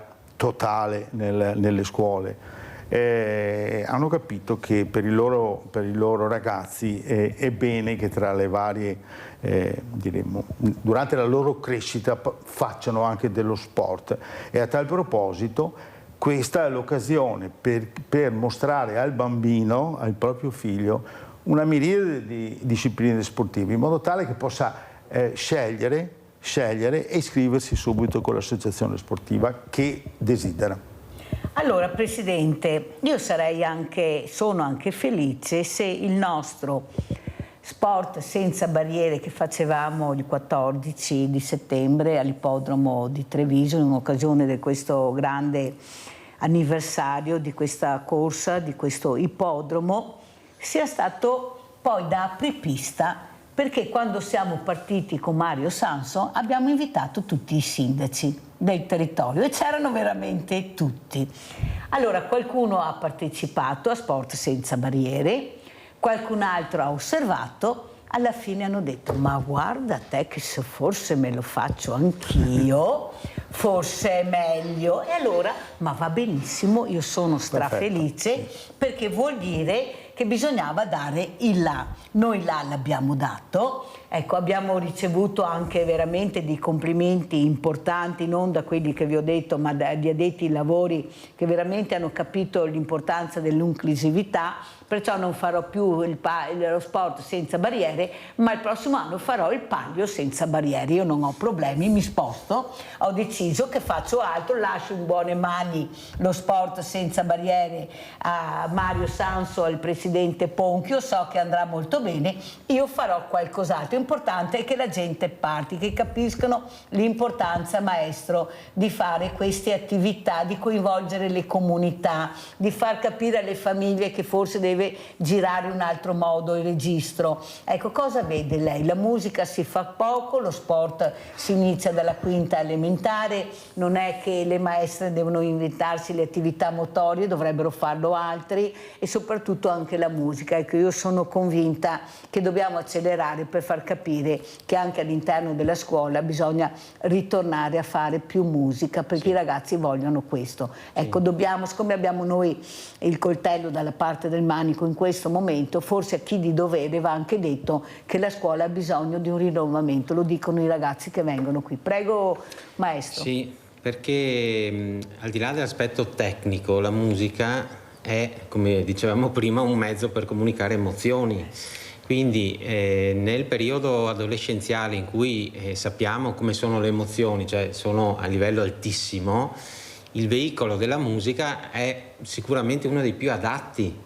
Cioè è perché è vicino alla sfera delle emozioni, per cui non avvicinare i ragazzi alla musica, non inserire la musica nelle scuole nell'età di 15, 16, 17 anni è un errore per forza, ma è ovvio che è così, perché è un veicolo per avvicinare invece i ragazzi. Poi non è vero che la musica, c'è questo modo di pensare che la musica classica è noiosa, no? Abbiamo un po' questa idea qua. La musica classica non è noiosa se viene ascoltata nel modo giusto. Cioè ci sono dei momenti talmente intensi quando si ascoltano certe sinfonie o anche certe opere che, facciamo un esempio proprio banale, noi portiamo una classe di terza superiore alla Fenice a vedere una sinfonia di Beethoven e siamo sicurissimi che su 100 ragazzi ce ne sono almeno 50 che restano emozionati, siamo sicuri di questo, perché è impossibile rimanere indifferenti. Tu non puoi entrare in un teatro come la Fenice, ascoltare un'orchestra che suona Beethoven e rimanere indifferenti, cioè sarebbe come rimanere indifferenti a un pizzicotto, è impossibile, che ti crea emozione. E perciò i numeri dimostrano questo, perché voi avete i numeri di questi ascolti, però bisogna farlo. Però il problema è anche un altro. Io ad esempio ho avuto un altro maestro, Giovanni Vello, non so se lei lo conosce, ho avuto in trasmissione anche lui, il quale ha detto, infatti lui ha suonato la tromba quel giorno, perché mi piace anche fare questi stacchi, però lui era molto amareggiato da questa chiusura di questa orchestra che parlavo prima, Suoni di un dono, perché ha detto non è possibile chiudere un'orchestra del genere che raggruppava questi ragazzi meravigliosi dai 14 ai 22 anni. Allora, questa orchestra purtroppo non c'è più, però io sono convinta, maestro, che se ce la mettiamo tutta ricominciamo a fare squadra. Dobbiamo unire le forze, dobbiamo ritrovarci, capire chi siamo, quanti siamo, dove vogliamo e dare a questi ragazzi, pensate il trauma per questi ragazzi, tanti sono diventati maestri, sono diventati un numero spaventoso di ragazzi che sono passati in questa orchestra, perciò io penso che nulla è perduto, solo bisogna imboccarci le maniche. Cosa dice maestro? Sì, cioè non bisogna pensare al proprio interesse, all'interesse personale, ma pensare anche al futuro e quindi cercare di investire in questo e mettersi in squadra, esattamente proprio. Sì. Quello che si mette in squadra, io lo dico sempre, Mario Sanso, in lungo, in largo, proprio perché ha questa passione, ecco, la passione, oltre a essere uno sportivo, però ha la passione di far capire l'importanza agli amministratori, per questo è un ruolo suo, di essere vicini a queste realtà, perché ci sono persone, famiglie che possono farcela, altre che non possono farcela, però è come la musica, è un qualcosa che va oltre l'asticella, tu devi cercare di dare passione anche a quei ragazzi che magari pensano di non averla. Ecco, cosa ha visto in questi festival, in questo percorso del 2025, Presidente Sanso? Delle cose positive, proprio la voglia da parte delle famiglie a far fare sport ai bambini, ai propri figli, e ragazzini veramente contenti nel provare le varie discipline. Però, e noi lo sappiamo benissimo, lo sport non può reggersi esclusivamente sulle associazioni sportive, le quali diremo fanno degli sforzi immani e dunque che poi in qualche modo chiedono alle famiglie di essere un po' aiutati con le varie rette, quelle cose là. In questo momento, l'ho detto in altre occasioni, abbiamo ottenuto che lo sport sia entrato nella Costituzione.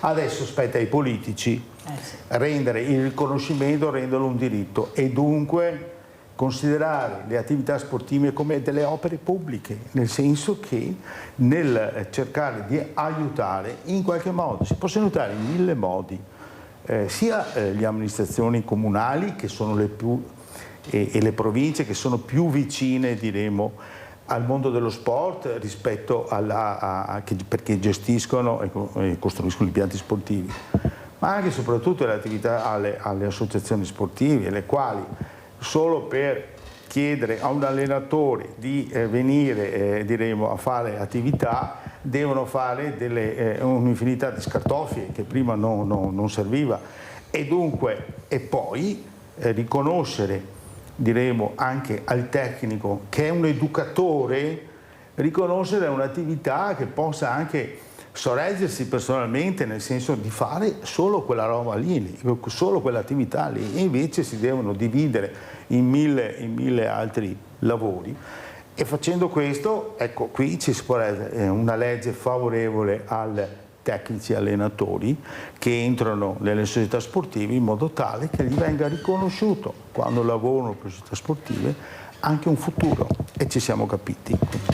Presidente, c'è un qualcosa però che non mi torna i conti, sì calcio, sì basket, però ci sono altri sport che io non li chiamerei di sicuro minori, che però fanno fatica a inserirsi in un contesto territoriale a loro molto chiuso. Sto parlando ad esempio di questo sport bellissimo che è il baseball, anche femminile, di questo allenatore che sta cercando in lungo e in largo di trovare uno spazio dove poter giocare, ma nessuno risponde. Perché?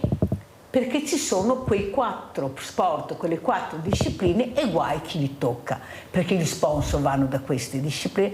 Sarebbe il caso, visto che sto allargando il palio, visto che Sport Senza Barriere glielo lascio tranquillo, veramente, di allargare anche questi campi, che ce ne sono tantissime, e di dare la possibilità ad altri di fare altre discipline, o ci chiudiamo anche nello sport, Presidente? E questo campo arriverà o non arriverà? Per questo Rossi, poveretto, che non ce la fa più? Lei lo sa che conosco molto bene questa problematica e diciamo che il baseball e il softball stanno avendo un graduale successo anche nella provincia di Treviso, in particolare quello che è Rossi, che è accennato, è uno molto attivo. Organizza anche dei campionati internazionali di softball, dirige una squadra di Serie B femminile, è il promotore a livello provinciale del baseball 5, un baseball fatto con 5 persone che si può fare anche all'interno di una palestra.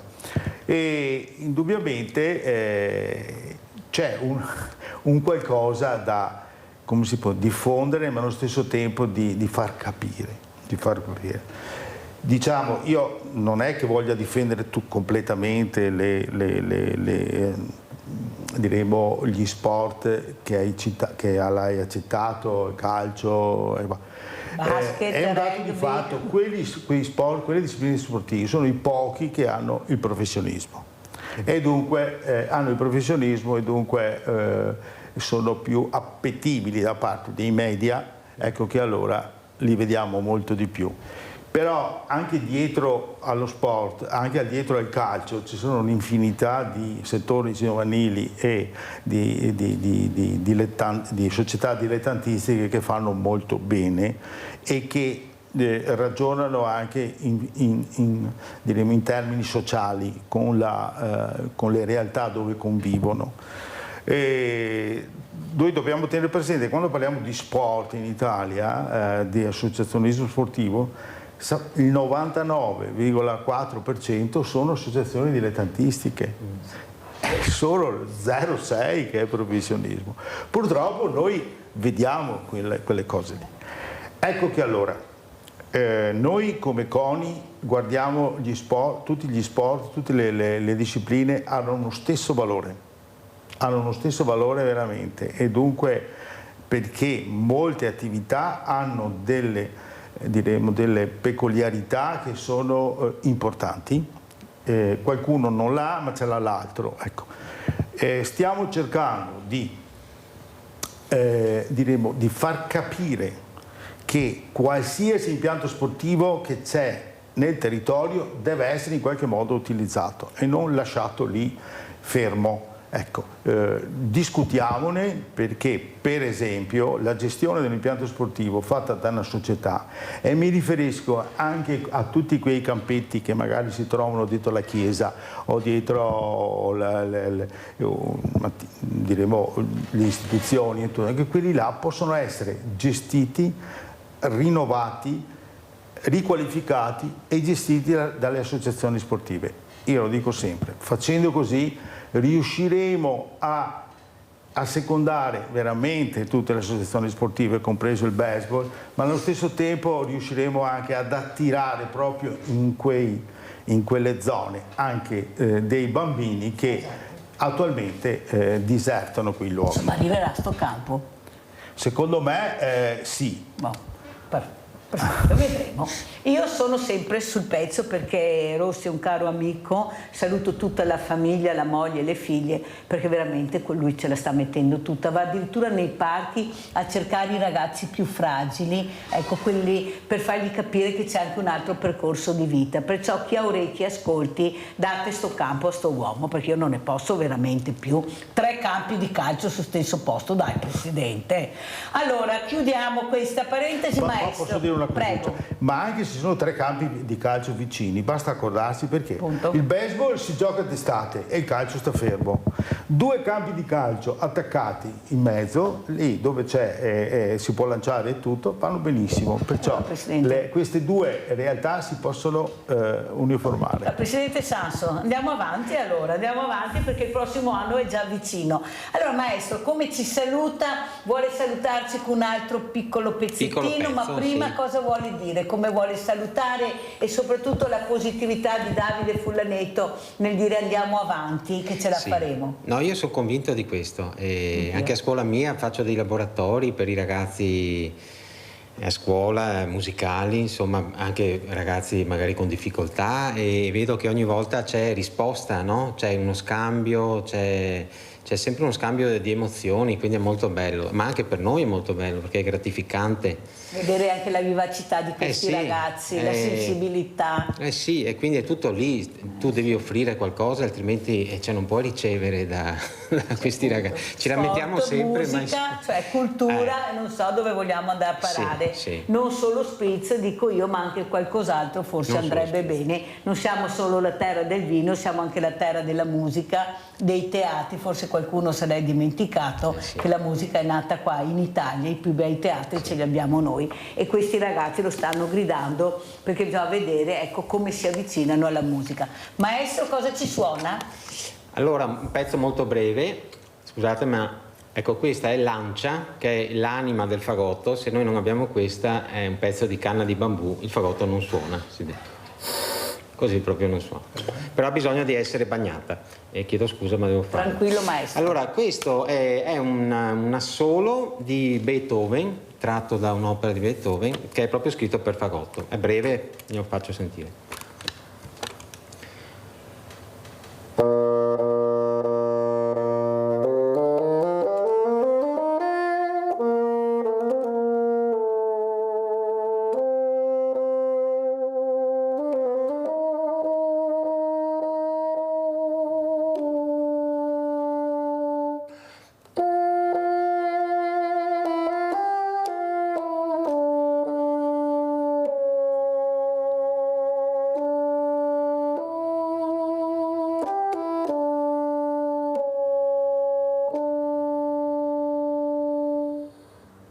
Bellissimo, io ringrazio veramente tanto Davide Furlanetto, questo maestro meraviglioso, questo insegnante, docente che saprebbe come arrivare a questi ragazzi, basta dargli più spazio, più tempo. Forse il metodo Montessori dovremmo ritornare a riprenderlo in mano, visto che ce lo copiavano tutti e noi l'abbiamo messo da parte, perciò riusciremo a far squadra anche col maestro Furlanetto per dare delle risposte a questi ragazzi e a questi genitori che non hanno capito ancora niente, non tutti, ma quelli che non sentono. Grazie anche a Mario Sanso, presidente del CONI Treviso, di essere stato con noi, anche lui ce la sta mettendo tutta, cerca di essere ascoltato perché è lui che si raffronta con gli addetti ai lavori, che sono gli amministratori, sono quelli che tirano fuori anche il cash e poi alla fine, quando li sai prendere nella maniera giusta, però in questo momento penso che sia importante. Prego. Sì, volevo lanciare questo festival appunto per lo sport veneto che si svolge a Villorba sabato prossimo dalle 2 alle 18:30. Facciamo la data bene, Presidente. Sì, sabato 20 settembre dalle 14 alle 18:30 presso gli impianti sportivi di via Marconi a Villorba, praticamente quelli dietro al Pala Verde.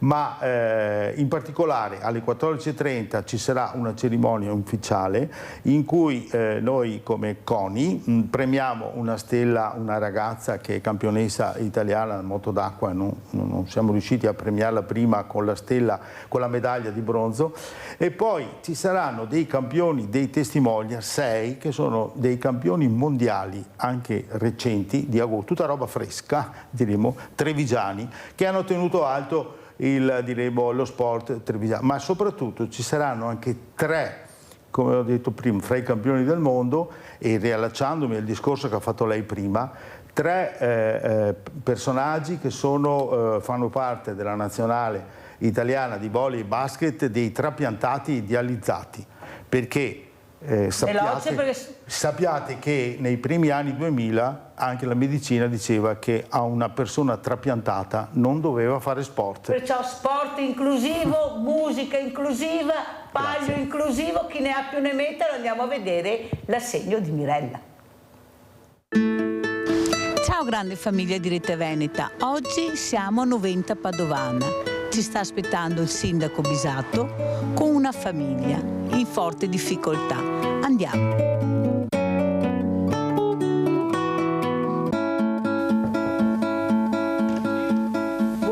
Buongiorno Sindaco, buongiorno, grazie, molto gentile. Ecco, qui siamo con il Sindaco Alessandro Bisatto e qui c'è Omar, ciao Omar, e qui c'è la sua bimba, ciao bellissima, come siamo belli. Questa famiglia ha uno sfratto esecutivo come lei ben sa, però c'è una bambina di 10 anni che va assolutamente protetta, perché noi aiutiamo no chi se lo merita ma chi ha bisogno, non guardiamo il resto, e specialmente quando ci sono dei minori. La tutela dei minori è anche un compito nostro, che quindi noi assolutamente lo eserciteremo qualora ci fosse lo sfratto esecutivo. Certo che un aiuto dei vostri telespettatori, che io ringrazio personalmente, può, come dire, darci la possibilità, assieme all'intervento che faremo noi come Comune, eventualmente di derogare da questo sfratto o comunque di trovare delle soluzioni alternative. Questo mi auguro. Come mai ti sei rivolto a Rete Veneta e ai veneti schiacciati dalla crisi? L'unica soluzione, ho detto provo a chiamare, avevo l'aiuto che mi ha sempre dato il sindaco, che ci ha sempre aiutato, sempre, è sempre stato vicino. Buona cosa. Però purtroppo anche il sindaco di più di tanto non può fare anche lui. C'è questo sfratto esecutivo noi al 28 novembre dobbiamo lasciare la casa libera e non sappiamo dove andare. Tu lavoro, hai lavoro? Io sono disoccupato. Tua moglie? Sta facendo la pratica notarile, non ha reddito per il momento e io sto cercando dappertutto, però le porte sono state chiuse tante volte. Che lavoro facevi? Impianti elettrici. Tu fai una buona cosa di questo assegno. Si risolve il problema con la casa. Ecco, naturalmente il sindaco monitorerà le spese che tu avrai e soprattutto speriamo di trovare una collaborazione, il sindaco, con il proprietario, sperando di bloccare questo assegno. Cosa vuoi dire, Omar, alla grande famiglia di Rete Veneta che ti aiuta? Vi ringrazio tanto, non so come ringraziarvi di più, sono emozionato. E lei, sindaco, cosa vuole dire alla grande famiglia di Rete Veneta? È un ringraziamento grande, la solidarietà che esprimono i telespettatori di Rete Veneta poi trova concreta realizzazione nell'intervento diretto che voi andate a fare nei territori. Adesso ne beneficia una famiglia di 90, noi ringraziamo di cuore, faremo anche noi la nostra parte. Allora Carlotta, ti ho messo vicino al tuo sindaco. Cosa vorresti dire al tuo sindaco? Che lo ringrazio tanto per tutto quello che ha fatto per noi. Ma dai, è bravo allora per te questo sindaco? Sì, allora speriamo che molto. Questi sono i nostri bambini, queste sono le nostre famiglie che dobbiamo assolutamente aiutare. Alla prossima!